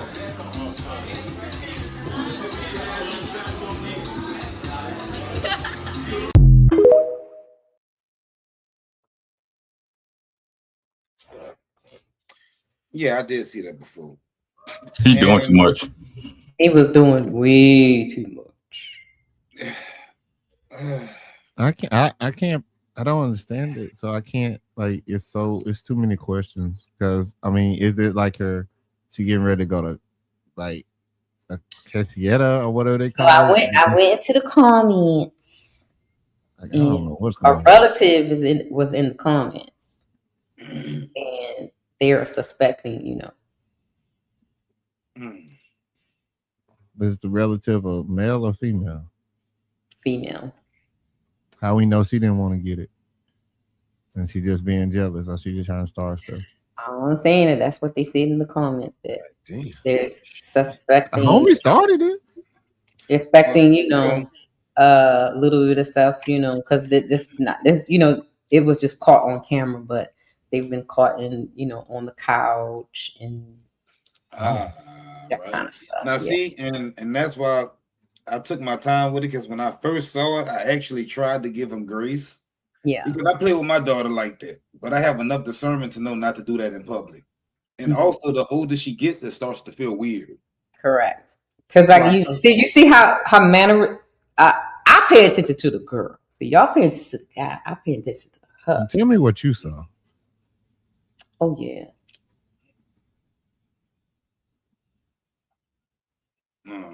Really? Oh yeah. I know that. That's crazy. Oh yeah. And then we wonder why they get out there and be freaked out. That's crazy. I pay attention to the girl, how she reacts to them. Not how daddy reacts, but how the girl reacts. She's like the girlfriend. Mm-hmm. Y'all shooting shots tonight, man. This is how they become so nefarious, Jeremy. Yep. Like, how do you think they coochie get so numb that they could just do whatever with it, throw it up in the damn air, play Russian roulette with it, pass it out to anybody? That shit becomes numb because it was tainted by somebody close to them, somebody that they trusted. So now they use it to their advantage. Now let me use what I got to get what I want. It's usually always trauma. It's usually always some type of trauma. Like, and I understand that. I'm not mad at that. We all been through some stuff. But again, when it come time for these little girls to become bigger girls, are they emulating that? The little boys that they're gonna raise, what do they see? When I see booty shorts all through the park at the festival, what do the little boys see when he at home? Like, you got him by his hand and you dragging him behind you, he's looking at your booty cheeks all afternoon. So what do he see at home? These are the questions that we raise, because these are the kids that we see. They turn into adults. They're not gonna stay children. They turn into adults, and they be adults that do things to people. They be adults that are insensitive, and so on and so forth. So it's not about you. And that's, what I hear tonight. A lot of people are selfish, y'all.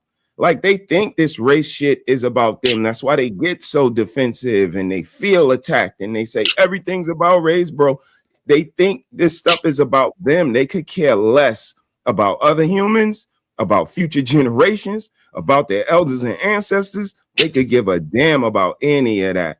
And that's what's so disheartening, to say the least, because again, self-preservation is the first rule of nature. But if everybody else around is just trying to get ahead, what does that look like? Yeah. I got one word. We're not gonna be here long tonight, y'all. I saw something. What you see? I found this one very interesting because this mama was bashing her son for making a very adult decision while she was making childish decisions. This is our last clip for the night. This is him walking off, choosing them over us because he don't want to live in a hotel. Okay. What? The mother is upset that her son chose not to. No, let me read it. The mother is upset with the son because he chose not to struggle with her at a hotel while they were homeless. drizzle. So he chose to go stay with his father and stepmom. I can do bad by myself. Drizzle. Hey, but it gets no, guys. Wait till the clip because it gets worse. And this is the crazy part. Just pay attention, y'all. This is crazy. Walking off, choosing them over us because he don't want to live in a hotel. Remember, she said us. You need to work on that lawn, though. Uncle Ricky. I'm working on mine too. God damn. I ain't gonna lie, Yeah, I'm see working the on little mine. drop patches. We see the Yeah. drop patches. Yeah, Yeah. God damn it. kind of crusty. Wait till I show y'all my lawn. My shit crazy right now. Let's go. Matt, okay, you know, Uncle Rick, I'm gonna take a picture of mine and we gonna battle. Because my front is It's hot too. It's hot. We had a heat wave all week. my front lawn is the one with that Mississippi mud, baby. Hey, okay. Hey. I'm still trying. Now wait. But she said us. He's betraying us. Mm-hmm. Sellout. Whoa. While my daughter is here sticking by my side with all my stuff out here, and we have an Uber coming to take us to a hotel. He chose them. I understand he doesn't want to go through the struggle, but for him to not come out here and check on his mother and his sister. What? Wait, he going into the house? Man, drizzle. That's not your man. Drizzle. That's your son. That's not your man. That's not his responsibility to help you through your struggle. I'm not helping you with nothing. Especially if he got a daddy. He got an option. Yo, I'd have turned around on that lawn. I'd have looked at mommy and said, "The world don't move to the beat of just one drum." Different strokes. Different strokes through the world. Hey, yo. What her dad is? Now that's the question. I don't know if they had the same parent or not, but yeah. So she want him to be the man because she ain't got one. Facts, and I'm not doing it. And you know, like you know, little girls at this age, there's not much like the rivalry yet. At this age, little girls are aiming to please mama, right? We want to. So she probably like, you stay with mama, because she probably wanted to go with brother, right? But you know, at this age, with the mother and daughter relationship tends to be, especially when it's in a toxic situation, the mothers would tend to use that need to want it to be, validated and connected to mom to manipulate the child. So just keep that. Misery loves company. Shout out to his dad. That's all I'm gonna say. Exactly. Right. Him and his daddy got to understand it. Mm-hmm. Yeah. That boy is leaps and bounds above most boys. His age right now. Yep. But what his mama doing right now? That's misery loves company. Oh yeah. And to put it online is. Y'all stop doing that to y'all children. Hold up. Let's talk about it. Mm-hmm. So would y'all say it's a natural inclination of women to side with other women, no matter what age? Yeah. Right. So. How many times we hear these stories, right? Y'all seen the one right now on social media about the dude, the daughters picked the man that she was cheating on him with. Mm-hmm. And then the daddy died and left his son like 10 million. Now they want to get some of the money. Right? Mm-hmm. This is an issue that women have. Mm-hmm. This is an issue that women have. Yeah. Even when wrong, it's cheerleaded. It's okay. And again, what they gonna do? We gonna see on TikTok with probably 20 more videos celebrating the struggle, right? Yeah. That's that sisterhood. They be clicking up. Right. No matter what. No man about his salt would agree with that. Mm-hmm. No, what do you? So you want your children to go through the same hardships that you do, because we know it's because of her bad decisions, right? Yeah, exactly. We know it's because she didn't plan accordingly or whatever, right? You didn't have a plan B, C, D, E, whatever. You're not even that. You don't have the wherewithal, right, to have a plan B. Mm-hmm. Yep. And you don't have the humility. Is that how you say the word? To go to this man and say, well, can the kids at least stay here till I can get settled? Because they're terrible fucking people. My bad. That's what I'm saying. Like, my bad. Yeah, like we on the same page. Like, she trash, 100%. Shout out to my young king for making a decision. I know he hurt. He had to walk off from his mama, but you know what? Nah, he ain't hurt. He ain't Good stupid choice. either. He hurt though. Because that's his mama, dog. I don't think he hurt. Okay. Rewind that clip again and watch his stride. Pay attention to that stride he got. He got that bag. I mean, he's not. He's this shit is excruciating because it doubles down on all the stuff that we talk about. The selfishness. What if he was close with his sister? What if that? Again, they have a routine, they have a structure, they have a setup as kids. She looks so sad. What if they go to the same school? Now they arriving different. She don't have no breakfast. He got good breakfast. She slept in the car. He slept in a bed. Wait, y'all not lining up as brother and sister no more. What's up with y'all? Now the kids are noticing it. Go ahead and destroy like they don't give a fuck, Rick. They don't give a damn about nothing. Like the shit is so insensitive because let them young kids be kids, and this is what I mean by like they strip the innocence from them and put them in adult situations, like thrust them into adult knowledge. Now she's gonna learn about sleeping in the car and heating the car with the car heater and plugging in your hair fryer to the extension. Now she's gonna learn all the resourcefulness, but she's gonna learn it in the fucking ghetto. Like they don't take the time to make them well-rounded people, so when they grow up, they could do for themselves. They could think for themselves and make the decision. Well, you know what? I'm gonna go ahead and fuck up. But they cognitive of it. They understand what's going on. They keep them like this deliberately. I don't know if it's for a check. Maybe they get disability. Keep them stupid. They get an IEP. That gets a check. Like all of this stuff gets a check. The diabetes gets a check. The overweight gets a check. All of this stuff come with money. So maybe, Jeremy, the answer that you asked about the bus company, all of this wanting to be and why, money, maybe thinking the white man bus was better, got them into the white man's pocket. Maybe the white man will give us some money if we coon and let them call us Negroes on the panel. And, you know, I got to entertain the different views. Money. And again, it's a mirror in your bathroom for a reason. So every dollar ain't a good dollar.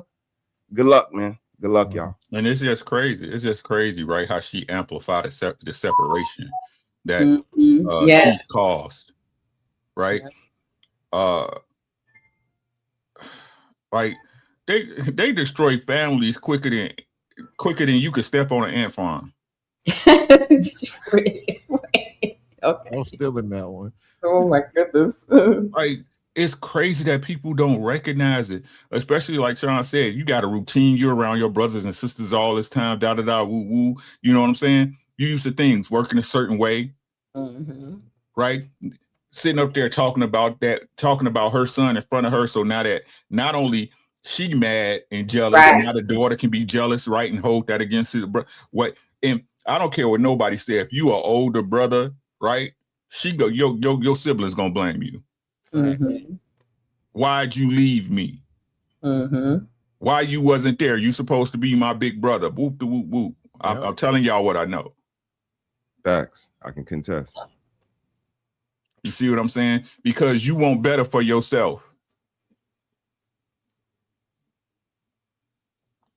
So it's like I said, man, like they the problem. And the crazy part is don't nobody want to act like it. They don't see it. That's crazy to me. They see it, they don't care. They don't give up, they don't care. They hit you with this right here. They know what they're doing. They're not dummies. Because I done seen this scenario a whole bunch of times. I'm pretty sure there's a grandmother, a cousin, an auntie, somebody she could have went and slept by for the night while you got no. What if she burned those bridges already? There you go. There you go. Let's be real. Let's be real. The most time she just wanted to do this. Do you know how bad off she had to be in order to get kicked out the house? Exactly. That's what I'm saying. Like the court done turned their back on her. Again, this all stems on them, just like y'all. Hey, they bad people, bro. Most of them are bad people. Like, and like I said, it's all that I'm so sick of hearing that you should have known better. Choose better from what? Choose better from what? I don't advise none of these young boys give it. Don't. Hey. Yeah, not these batch of women. Mm-mm. Hey, bro, get on your grizzly. Stay focused. You see what I'm saying? Like the juice not worth the squeeze no more. It's really not. It's really not. It's scary. It's scary. This shit is scary, bro. It actually really is, though. We talk about race. You better defend yourself from these women. Facts. You better protect yourself from these women. It's a big fact. Because they do not care. And they do not care. Some of these women is worse than the dudes out here. I'm trying to tell you. Be careful, y'all. Hey, yo, I keep trying to tell you, Satan was a woman, boy. Y'all don't know what the shoe fit, in my opinion. I'm just saying. Satan is a female. I'm convinced at this point. Like, jeez. Ladies, y'all better fight back, ladies. Fight back. It's the only shoe that fit. Daddy, I'm doing production. Oh, I'm sorry. Like, I'm calling you. Whatever. Keep that same energy. Look at them. They don't care about us. Transmission went out on this car. I have an 8-year-old type 1 diabetic. God damn. Oh, there it go. I told you. Hey, wait, I look. When I see sometimes I'll view the whole clip. I didn't hear all this. I never seen it, but I know she feeding them processed food. They staying in the car. Oh yeah, look up. Not even that, like brother. Snacks That baby alone standing there is over with. She 8 years old, fam. She's 8 years old and she got a big belly hanging out. You know she's feeding the process. I got a 9-year-old. It's the thing we gotta see. She said Don't nobody want to be around them. Somebody, she got Dude, baby. yo. She got diabetes. Who got diabetes? The transmission don't even want to be around her, y'all. Transmission said, I'm out. Ricky. Go on. That's the type of shit I say. Like, see, that's what I would say to her. Like, the transmission don't even want to be around you. You don't get that? Not the transmission. You didn't notice when the car wasn't going in reverse, huh? You didn't know, like all of these things. This says a lot about you. You can't keep a car, you can't keep a house, you can't keep a man. Look, some major shit you can't keep. So, again, like I said, sometimes we weigh the scale. Like she would have came out on the lower end of the scale in the way she would have got talked to. It's why, you know what, fellas? Good luck, fellas. But can your hard hands take care of that grass, man? Get out there with the weed in it. Since you so aggressive. Lord, line it up or something. Say, bro. Let's. Lord, jeez. I'll go back just a little because I didn't see none of that. This is crazy. Car. I have an 8-year-old type 1 diabetic. Whatever. It's okay. Our Uber is on the way. You see how they don't care? Because she tells him what to do. She tells Steve what to do. He can't even care about me or his granddaughter. Nah, I don't that's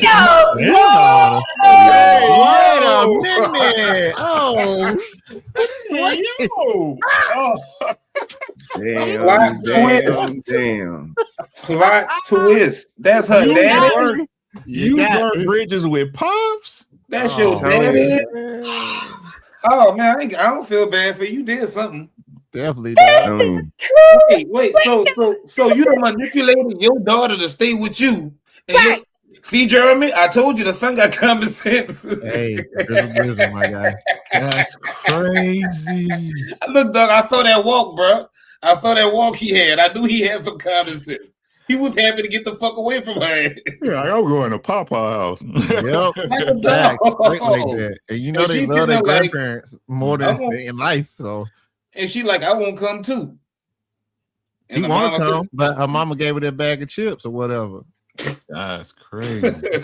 Yo, the bridge burning be real, bro. And to the fact where, she would want to go to Pop House, but Pop House come with rules and instruction like it did when she was a girl. And now you are not gonna give her failure woman. no chips and candy and all that. Yeah, you a failure woman too, so you know the rules apply now. And look, Pop got that house right door open, back door open, window open. You can't do nothing in here.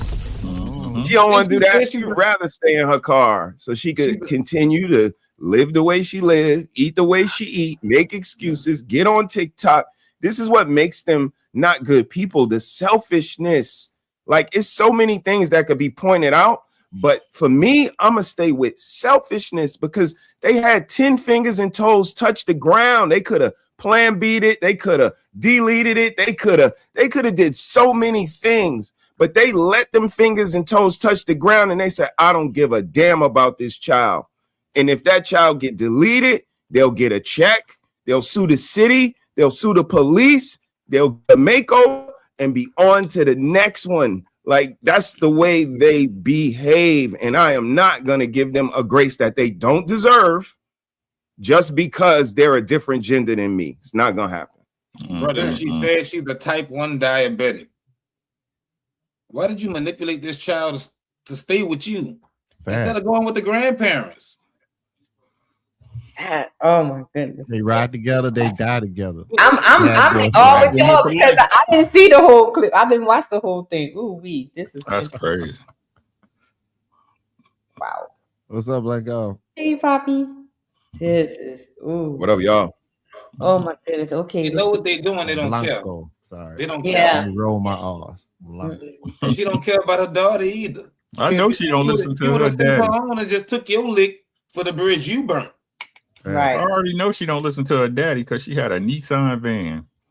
She said everything you need to know. That's a fact. The transmission's done, bruh. That's a fact. Man, it's trash. Oh my god! That's Okay. crazy. Oh my goodness. You care about no Nissan. You see how they don't care? Because she tells him what to do. She tells Steve what to do. He can't even care about me or his granddaughter. Nah. Wait a minute. Who she saying he remarried. Oh, okay. Got remarried. He got a nice okay. Gotcha. Thing. Okay. But okay, they say our Uber is on the way. But don't they say listen to your woman? Facts. Right. Hey, what? Ladies first. They told us that a competent woman is supposed to run the relationship. Shout out to Fatty and Ali, right? Hey.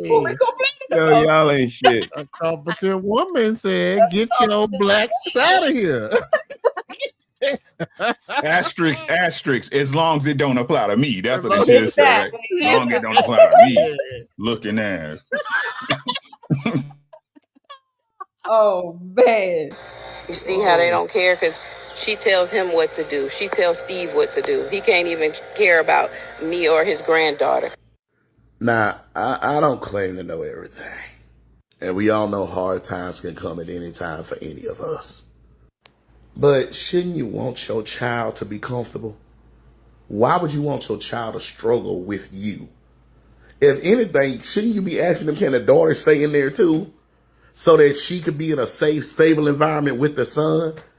Right. Then you call him a sellout. How is he a sellout? That's a baby. He ain't supposed to have to struggle. Am I tripping? No, you're not. No, sir. You're not tripping. How dare you, sir? How dare you? Yo, that You're ashamed of yourself. I was shocked. Oh my Lord. I love to walk away from Mount Olympus. Fought every chance he get, and I wouldn't blame him. Call this young a sellout. That's crazy. Yeah, told him keep the same energy and all of that. Just a lot. Don't worry, he is. Now that we know it's Papa. Damn right, he gonna keep the same energy. Right. Papa got a bed or a couch with a blanket and a meal in the morning. For real. You know, right. And he gonna wake up to a nice breakfast and everything. Because Man. Papa gonna tell his woman. Right. While she throwing Pop-Tarts in the microwave for that little girl. Right. She's like, At the local 7-Eleven. Crazy. And Papa happy because he old. He can't trim that grass no more. He got somebody to trim that grass now. Okay. See, everything work out. She already got a room set up at the extended stay. And his bedroom already made. And the baby got health issues, like, and it's type 1, so that's hereditary. Like, she has to have her shot. She needs a structure. She needs a regimen, and that just shows the insensitivity. You needed to buy. She do. That one needs to be traded in. See, I don't understand why CPS don't go after people that post shit like this. Now that's a good question. That's a good question. Because CBS would never get them all done. What the fuck? Right, like they would never go to sleep. Uncle Ricky said, "What about work-life balance?" Like they be up forever. Well, look, isn't that job security? Nobody wants that much security. Jeez. Yeah, all right, but kick them out like the immigrants, man. Shit. Right. Yeah. Y'all got room for one more? Can I traumatize y'all real quick? You got 5 minutes. I saw something. I want y'all to see. You're not about to play the Notebook, huh? Why would I play that? I don't like this kind of movies. What you doing, wrong? That came from a different. That came from a different chat. Look, she been harassing us with it. Carry on. Been harassing me. I know. Okay. Okay. Y'all ready? No, don't watch. I saw this and there was some witching hour stuff in here, but we're not going to talk about that. But I just thought this was. I was like, I wonder how the brothermans feel about this. I know how I, as a woman, feel about this, and I know how I feel about it on the witching hour side about this. But I want to see what the brotherman thinks. Jessica, I am 38 and I am addicted to having abortions. What Jessica is doing is not technically illegal, but it is incredibly concerning. I just love the feeling of it. I met this guy on Facebook dating. We don't have intercourse. He kind of just does it in a cup, and then I do this method where I lay on my back with an injection tool. So let me give you also. She likes to take the abortion pill that will force her to have a miscarriage. Not the Plan B pill, but the actual abortion pill. That's what she's addicted to. So apparently she likes the feeling of, because with the abortion pill, you go through it makes you contract and stuff, and you expel the baby like you're having a miscarriage. So she's addicted to that. And I did some research. This is not a prank. This is an actual person. Yeah, she's real. Yeah. Facebook dating. We don't have intercourse. He kind of just does it in a cup, and then I do this method where I lay on my back with an injection tool. It's been a really good relationship because he also pays for it. To date, I've probably spent a little over $12,000 on abortion procedures. What? He paid? I can't do this. Y'all got this one, man. This man is paying for the abortions. He ain't getting his rocks off in it, bro. That's crazy. That's crazy. I'm just gonna keep reading my book entitled Bloodline. Don't worry. Go ahead. Y'all get it. I've had 56 abortions so far. What the money? Hey, yo. That's stupid. Hey, no. I'm trying to go to heaven. I'll see y'all tomorrow. I'll see y'all later. Pineapples. I can't do it. Pineapples. I love y'all, but I can't do this one. Y'all have a great night. I'm sorry. I'm sorry, Uncle Ricky. Ain't me to guys. No. I'm triggered. I gotta go. I love y'all. Y'all have a great night. Oh no, I'm sorry, Uncle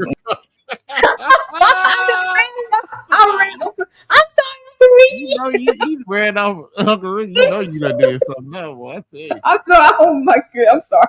Oh gosh.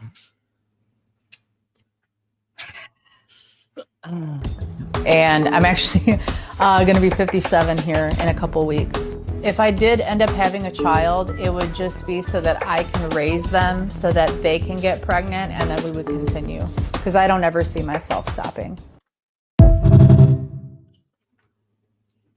Well,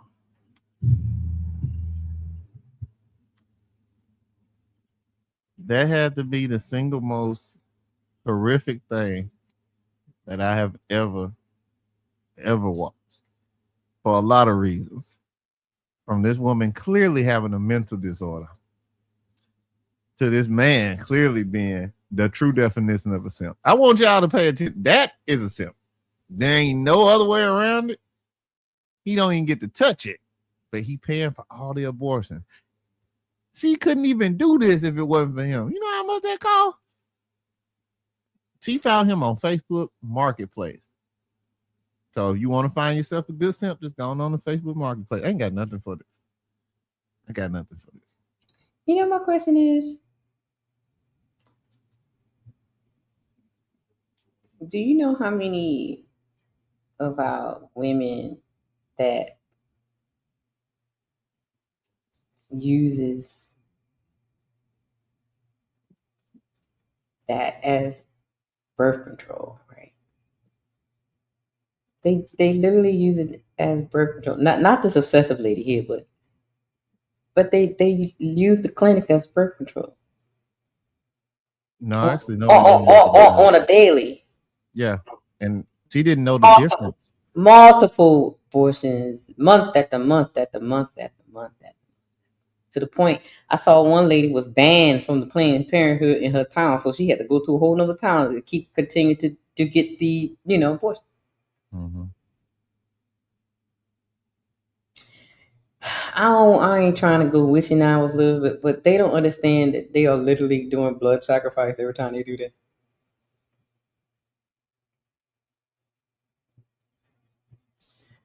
You can't do also, that, homie. Do we want these people to be parents? But someone, hold on, go ahead. Caleb in my kitchen. I think he's ready to eat. I'll be back, y'all.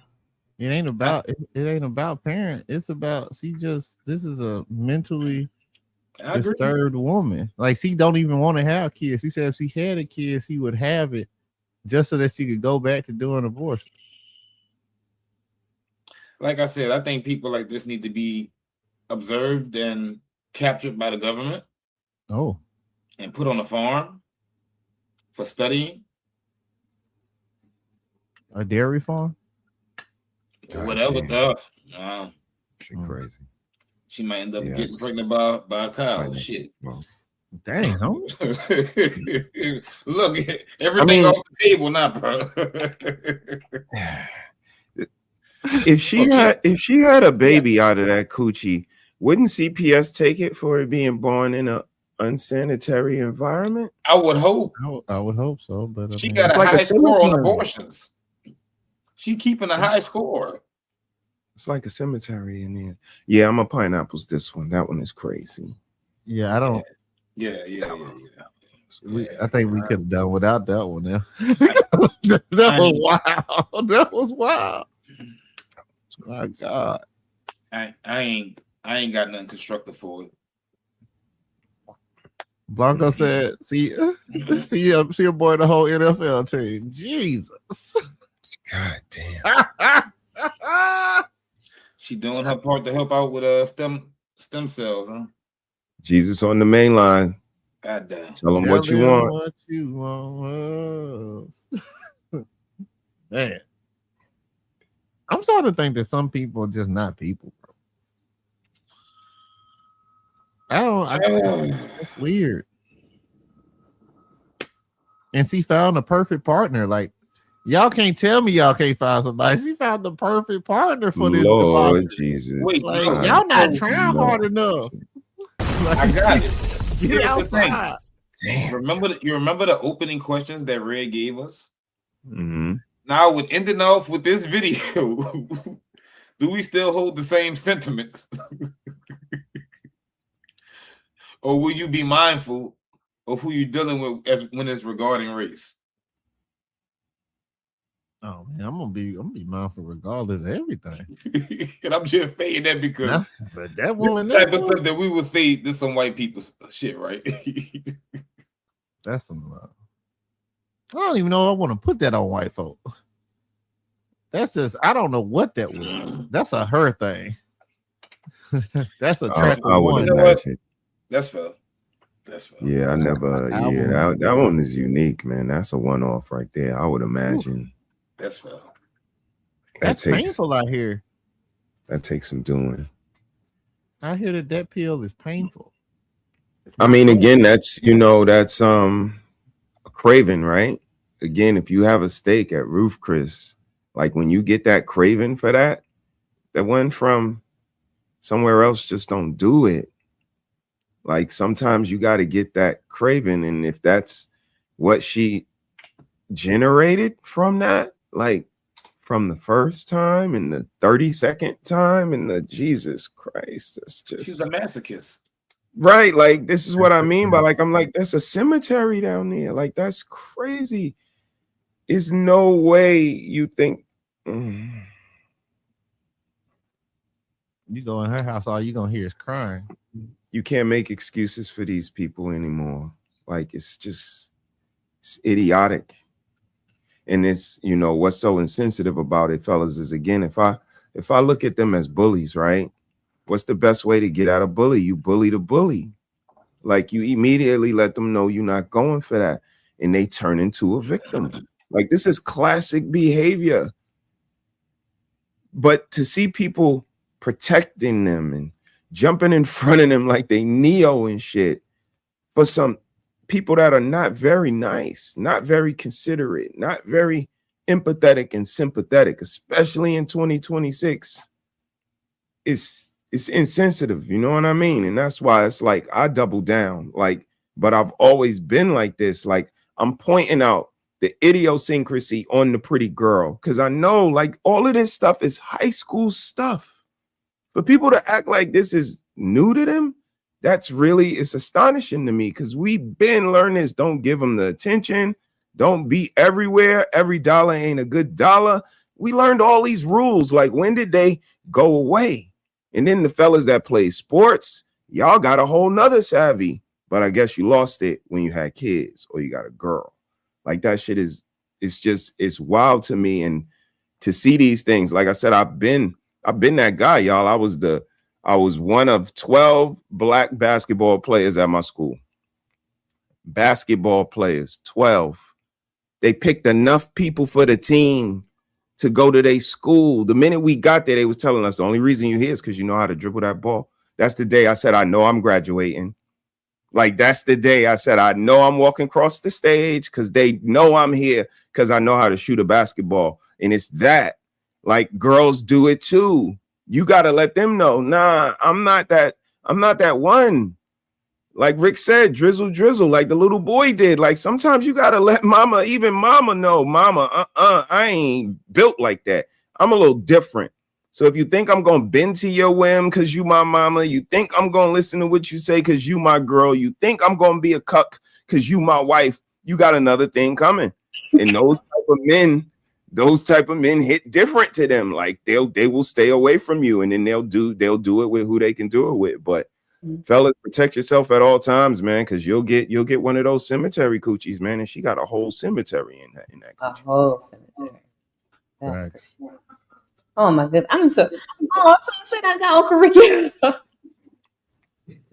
I'm so sorry, Uncle Ricky. He got up out of here. He said, nope. He said, no. Oh my crazy. goodness. Well, I'm glad I ain't played the other one then, because then he would have been mad at me. Because it was another lady, Lord. It's a black lady. Same issue, but anyway. Well, shout out, fellas. Okay, guys. Thank you guys for coming out tonight. This was pretty good.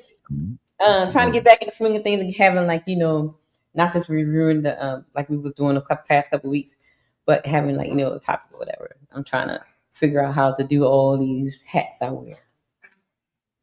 and do the content at the same time. So we figured. Mm-hmm. You said a lot of hats that you're wearing? No Yankee hats. They played out. Dang.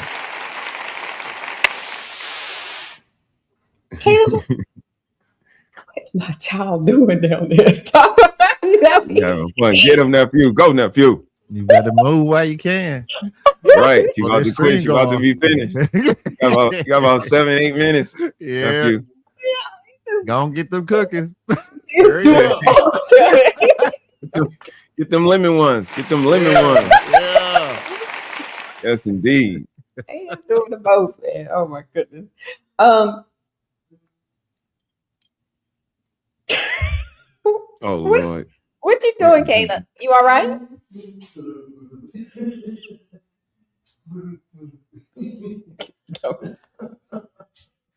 Go, nephew. That's right. Nephew, a comedian. There you go. Come on me up. Oh my goodness. Anybody going live tomorrow? Tomorrow, just my opinion with Slim J. We're gonna be tackling the Nolan case a little bit more in detail. We'll be an open panel, so come up if you got time. Again, just my opinion with Slim J. But yeah, also I'm trying to do my own thing, guys. Batman 4011. That's my channel. I'm gonna start actually putting up stuff myself, so that's to be fun. So support the journey. Send me the We'll links, see what happens. so I can come through, man. Send me the links when you 10-4. You blasting off. Put it in the group thingy. Yeah, put it in the group. Yeah, put it in the group. Oh, Jeremy. Yeah.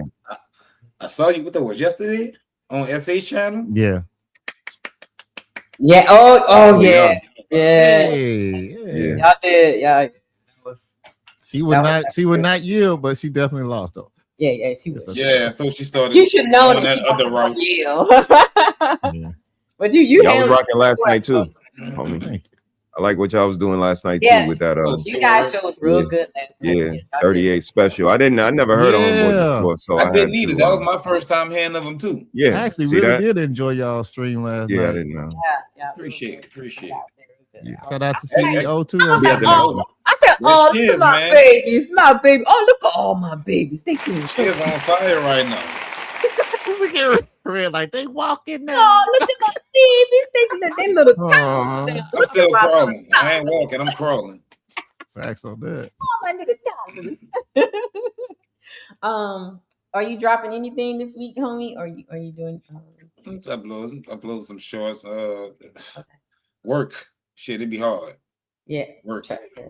It's hard to balance it all out, but you'll get a routine together. Yeah. Brother, what you got going on this week? Oh, you know I ain't doing shit till Saturday. I be going out and getting coochie and stuff. I'm not them niggas. Yeah, I'm not them. I be doing the stuff they don't do. Sis. Yeah. I had a party Saturday. Messi came through. Trick Severe came through. Yo, it was a movie up in there. That was fire too, actually. It was a movie up in there. We had fun. Everybody was safe and responsible, and it was a good day. It's a good day. So yeah, I'll be back Saturday. But until then, y'all got homie, Batman, rest of the crew. They will hold you down. And tonight you might have a treat if you stay up late enough. So I hear. I mean, so far I haven't seen no fire. You know. I think a certain person ain't gonna hit. I think he's. I mean, this goes with your title as well. You know, everybody ain't your friend. This is something you said to us from the day we met you. You know what I mean? You say it in different ways, and you got different, synonyms to flip it and bounce it. But you saying the same thing. Like you got to be mindful in that love of self, that love of your community, and what homie said. This is what you do with your time. You know what I mean? It's just it's no different than a record. You get 4.5 minutes or so. This is what you want the people to hear. This is what is going to be the everlasting print of what you did with your time. So, shout out to everybody, but good to see that this is where everybody's arriving at behaviors and vibration of your channel and what you're speaking about and what you choose to do with your platform and your time, because we've been waving that flag for eons. So salute to y'all for finally hearing that message. Yep, indeed. Witching Hours Friday, Saturday morning. Because we got zombies. You do have zombies though. We got In zombies. Florida.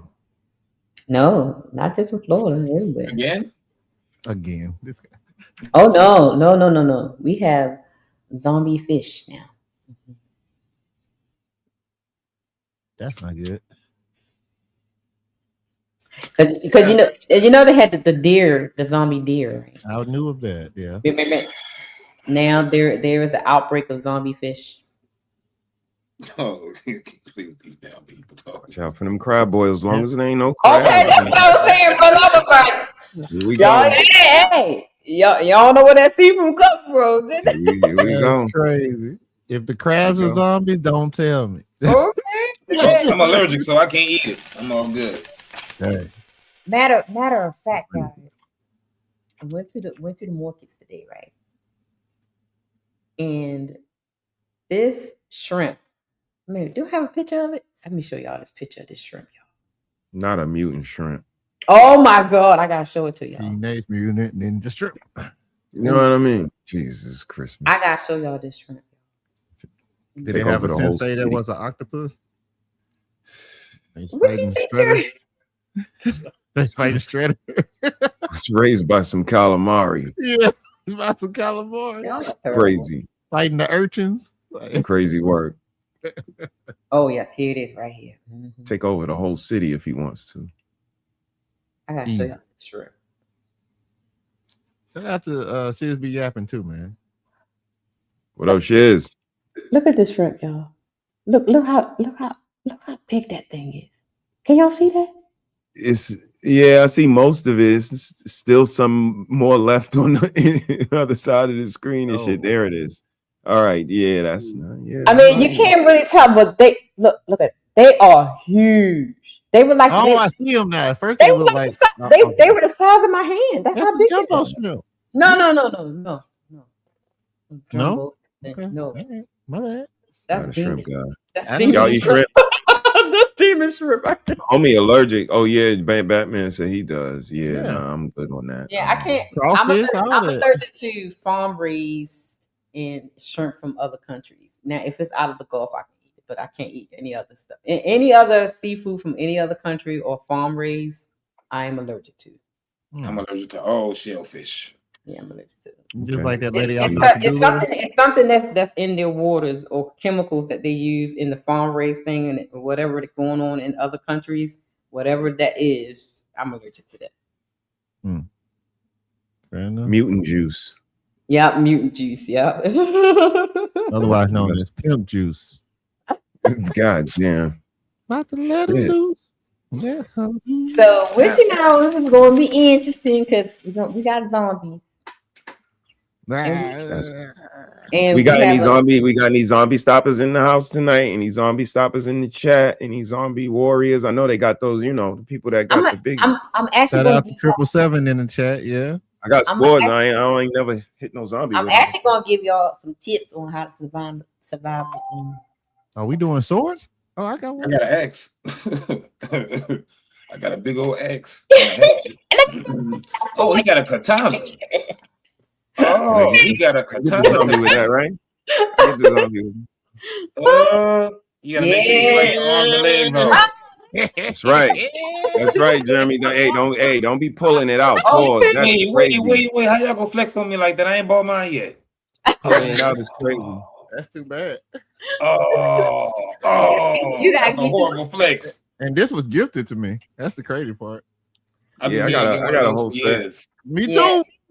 That's right. The bear has some ones that got the set like different sizes. All right, I'm about to get off. Y'all make me make bad fiscal decisions. So witching hours wins on Friday and Saturday morning. See, yeah, that's bear has like the ones like that. All right, good night. Yeah, good night. Wow. Yeah, that is crazy how we Don't come in here acting crazy. Get in the straight, Jeremy. Come here. Hey, God, that is what you talking about? That is terrible. Oh, I'm waiting for somebody to come in here. I wouldn't advise. I'm going to make me a Lucille. Oh, A Lucille? Mm-hmm. Oh, What is that? You don't know what a Lucille is? Mm-mm. What's a Lucille? Jeremy, you know what Lucille is? What's a Lucille? Yeah, I don't know what a Lucille is. Did y'all watch The Walking Dead? Oh, the bat! Oh! The bat was Lucille. The wires all over. All right, so there's some of the nerdy stuff that I'm gonna try with my channel, but I'm actually making a knife right now. Oh, that's nice. So I got to temper it. Mm-hmm. And then I got another one that's pretty much already tempered, but now I'm working on the blade. So I mean the handle. So can you make me one and bling it out? I can definitely try. Because I mean that's the point of my YouTube channel. I'm gonna have fun. So, what, brother? I'm making this one for my son. You got to make sure you take it with you, though. If you got to take it with you, because if it's blinged out, yes. Okay. I want to be dazzled. Okay. So I can put it in my purse. I got a forge in the back, so yeah. I want a cute one. I'm country. Shout out everybody. I think I'm going to do a lesson on Sunday. Okay. I'm going to talk about Jezebel. Mm-hmm. It's either Jezebel or these non-nurturing mothers. So yeah, I think I might lean that way Saturday. Oh, yeah. You don't want me to show you mine. Pause. Right colors. I love colors on it. I want to fight you, man. I want to fight you. It was a late Father's Day gift. He ordered it, so okay, nice. The glass will be coming soon. So yeah, I am on ready for next week. I'll pull it out somewhere around here. I don't know where. Pause. That was crazy, right? Hey yo. Yeah, that was. Yeah, that was a little wild. But okay, sis. So you ready for witching hour? Are you gonna do you have a theme, or you gonna surprise us? Witching hour? Yeah. Zombie apocalypse. Mm-hmm. Oh, that's it. Oh, okay. Gotcha. All right. Yeah. Now, we're gonna have some tips for y'all. You know, when you see them. And we have a new batch of unclassified UFO documents that the United States government released. That's always fun. Okay. The stuff that didn't exist, right? But now all of a sudden it does. Okay. Yeah, and they still lying, but you know. Conspiracy theories, another point. Add another point. Exactly. They still lie. Shout out to y'all. All right. Let's keep you ready for the ching ching? Let's do it. Shout out to Tony Golden for gifting one membership. Salute Tony G. Shout out to Carl Anderson for gifting 2 memberships. Thank you. What up, Carl? Salute. And shout out for sis renewing her membership. Members for 24 months. Thank you, sis. Salute, sis. Salute. And then sis came back and gifted 1 membership. Thank you, sister. Then BZ Baby Dad Zaddies, I think it's on Uncle Ricky's side, sent a $5 super chat. He says, what's wild to me is that even some things I even feel like I need to explain, that's one of those I just say moments. What's poppin', OG? I don't know what that means, what he was talking about, but shut up for you. So that was the daughter, the father in the car with the daughter. Okay. Sometimes it's one of those, you heard what I said type of moments. I said what I said. Right. And that's it. That's my child. And that's what Ricky was talking about. Like a mother, that's another thing. Like a mother that has a problem with the baby going with their father, that's a problem. That's a problem. She bringing up other people with a baby. No, he could go with his uncle. He could go with, he could, but he with his father. So, you know, that's him. And the fact that you want your child to go to someone that abused you. Facts. That's crazy. Mm-hmm. See, that opens up a whole nother door. Remember that episode on what's her name? Ayana Van Zant, where the mama had all these daughters and she literally sent daughters to live with the molester.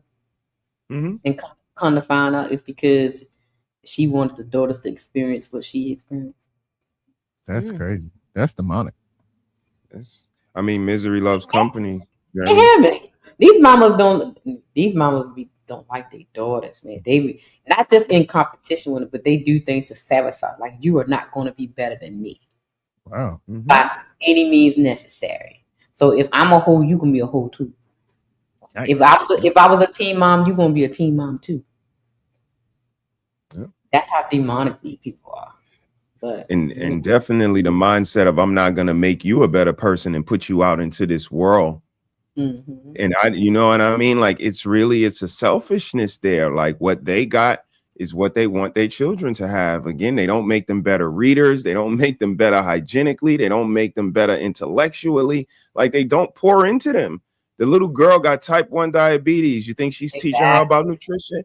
Think she know what a calorie is? You think she know what food breaks down into sugar? Like, all of these things, they require this. And then when they have these unique situations, now they require unique knowledge now. Mm-hmm. She needs this. This is the light. Her life is about this. So they lack a sensitivity to make them better people because they want them to continue to look at them as superheroes. Mm-hmm. Mommy got it. Mommy do it best. Mommy will do it for me. Mommy will bail me out. Mommy will make excuses for me. Mommy. So, you know, it's dangerous. And until they have some selflessness, till they see that they're a part of the problem, it's going to continue because they monetize off of it. Like I said, they kids get laid down in the street. They'll put a GoFundMe up. They'll sue the city. They'll sue the police. And next thing you know, they got ka-ching. They got a little bit of paper from that. So they be dancing at the funeral with the money in their hand. With the money in there. That's crazy. Mm-hmm. Shout out to Stevie for his cult dudes. He said got busy at work. Got busy at work. I've been crazy busy. A member for one. Yes, indeed. y'all. Shizzy has been doing awesome with his videos and stuff. Man, you're not playing. I feel like a problem movie. That man sent me a video of his little intro. I was like, oh, it's nice. It's nice. That's cool. I was like, oh, shut up. Oh, I'm so happy, Lord. I could just cry. I had to remember that's not my lane per se. I was about to try to do it. they are inspiring, Jeremy. They are inspiring, to say the least. I tell you that. When I get the chance, because I have to schedule this Claude class. I'm just trying to find the time to do it, to do the Claude class for you guys. But it's not. It's on my docket too. I'm actually taking the classes right now. Yeah, I took it. I just I have the free master class. Mm-hmm. And I was going to, let everybody use my free thingy. And can I say one thing too? Mm-hmm. Anthropic is actually doing an internship, guys. So if you have kids that are at least 18 or older, you should really consider having them do that. It's real money. Yeah, and it's a real stipend. If it's 100 miles past where they live, they don't need experience. All they need to do is pass, I think, 2 courses. Yeah, and they're gonna be considered, and they want people that don't know. Yeah, they want them fresh. Yep. And I think it's like put the link in the group chat, Jeremy. I got a younger person that would be interested in that. Okay, got you. Yeah. So yeah, but people think the AI thing is hard to do. Whatever. It's all about knowing your prompt. You have to know how to write your prompt right. It's the prompting. That's all it is. Oh, so they got to know what they want in order to get the results. But you have to be able to write it. You have to get what you want. You have to know how to structure the prompt to get exactly. What you want. Okay, you got to articulate it to the computer. It's a computer, so you got to know how to talk to the computer. Oh, yes. Okay, I got that. Yeah, this is the insensitivity of it, sis. Like, they mad selfish. They think that this stuff just no. But again, you want to learn about this, so you're gonna do the necessary due diligence and block off the time and get the necessary knowledge and invite other people and teach other people, because the best way to learn something is to teach it. But again, if they don't do that, like they selfish. How else you gonna know something if you don't take some time out of your? It's a back and forth, and if they're not gonna give, you're not gonna get. And it seems like y'all want to get a lot without giving anything, and that's not realistic. Yeah, No, it's not. I heard somebody's like they was complimenting someone on their avatar thing. They was like, "Yeah, this is a nice avatar thing." He was like, "Yeah, I can do one for you, but you know, you gonna have to pay me for it because it takes a long time to create these things and write the code and stuff." I was like, "Child, you about to get got, sir." You ain't know it though. You are about to get got because it does not. They're lying to you. Right. They about to get you for your money, baby. It is. This stuff is not hard at all, y'all. Mm-hmm. I would suggest if you really want to know, if you got Facebook, join these AI Facebook groups For real. because they literally give you the prompts for stuff. Mm-hmm. And yeah, I follow 3 accounts on Instagram that don't do nothing but just put. They drop the prompts. Yeah. And I take them. I'm like, thank you.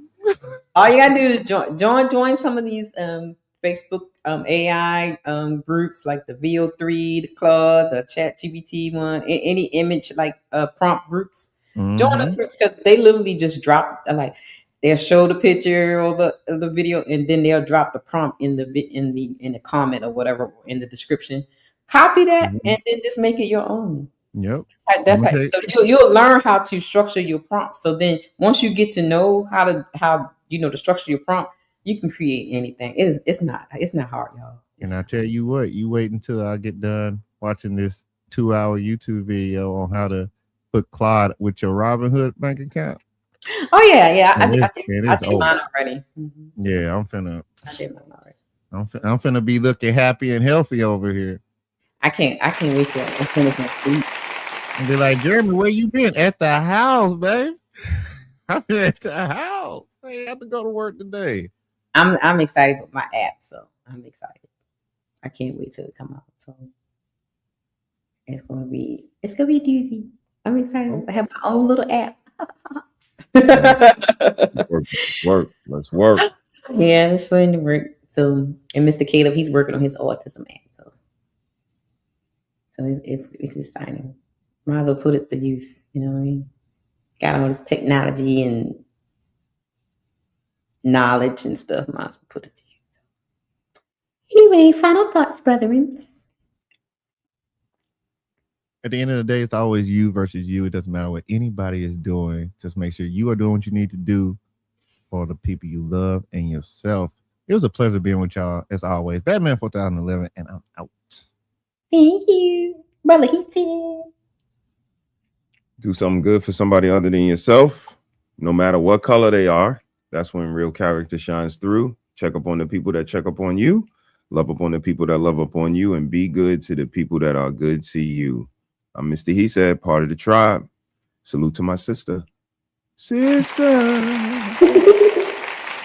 And y'all know what I say. Pay attention to your circle before they hurt you. Envy disguises itself as a friend. Let them talk because they tell themselves. The more they talk, the more they lie. The more they gotta talk to cover up that lie. Okay? So I will see you guys in witching hours because we're gonna talk about these zombies. Okay, we got zombie deers and zombie fish now. We're gonna talk about the zombies. Later, guys. Yeah. It's deeper than the surface, deeper than the grind. I just wanna know what's on a real man's mind. Let's build something sacred. I ain't trying to guess you, stress you, or finesse you. I just wanna bless you, see what's really in your mental.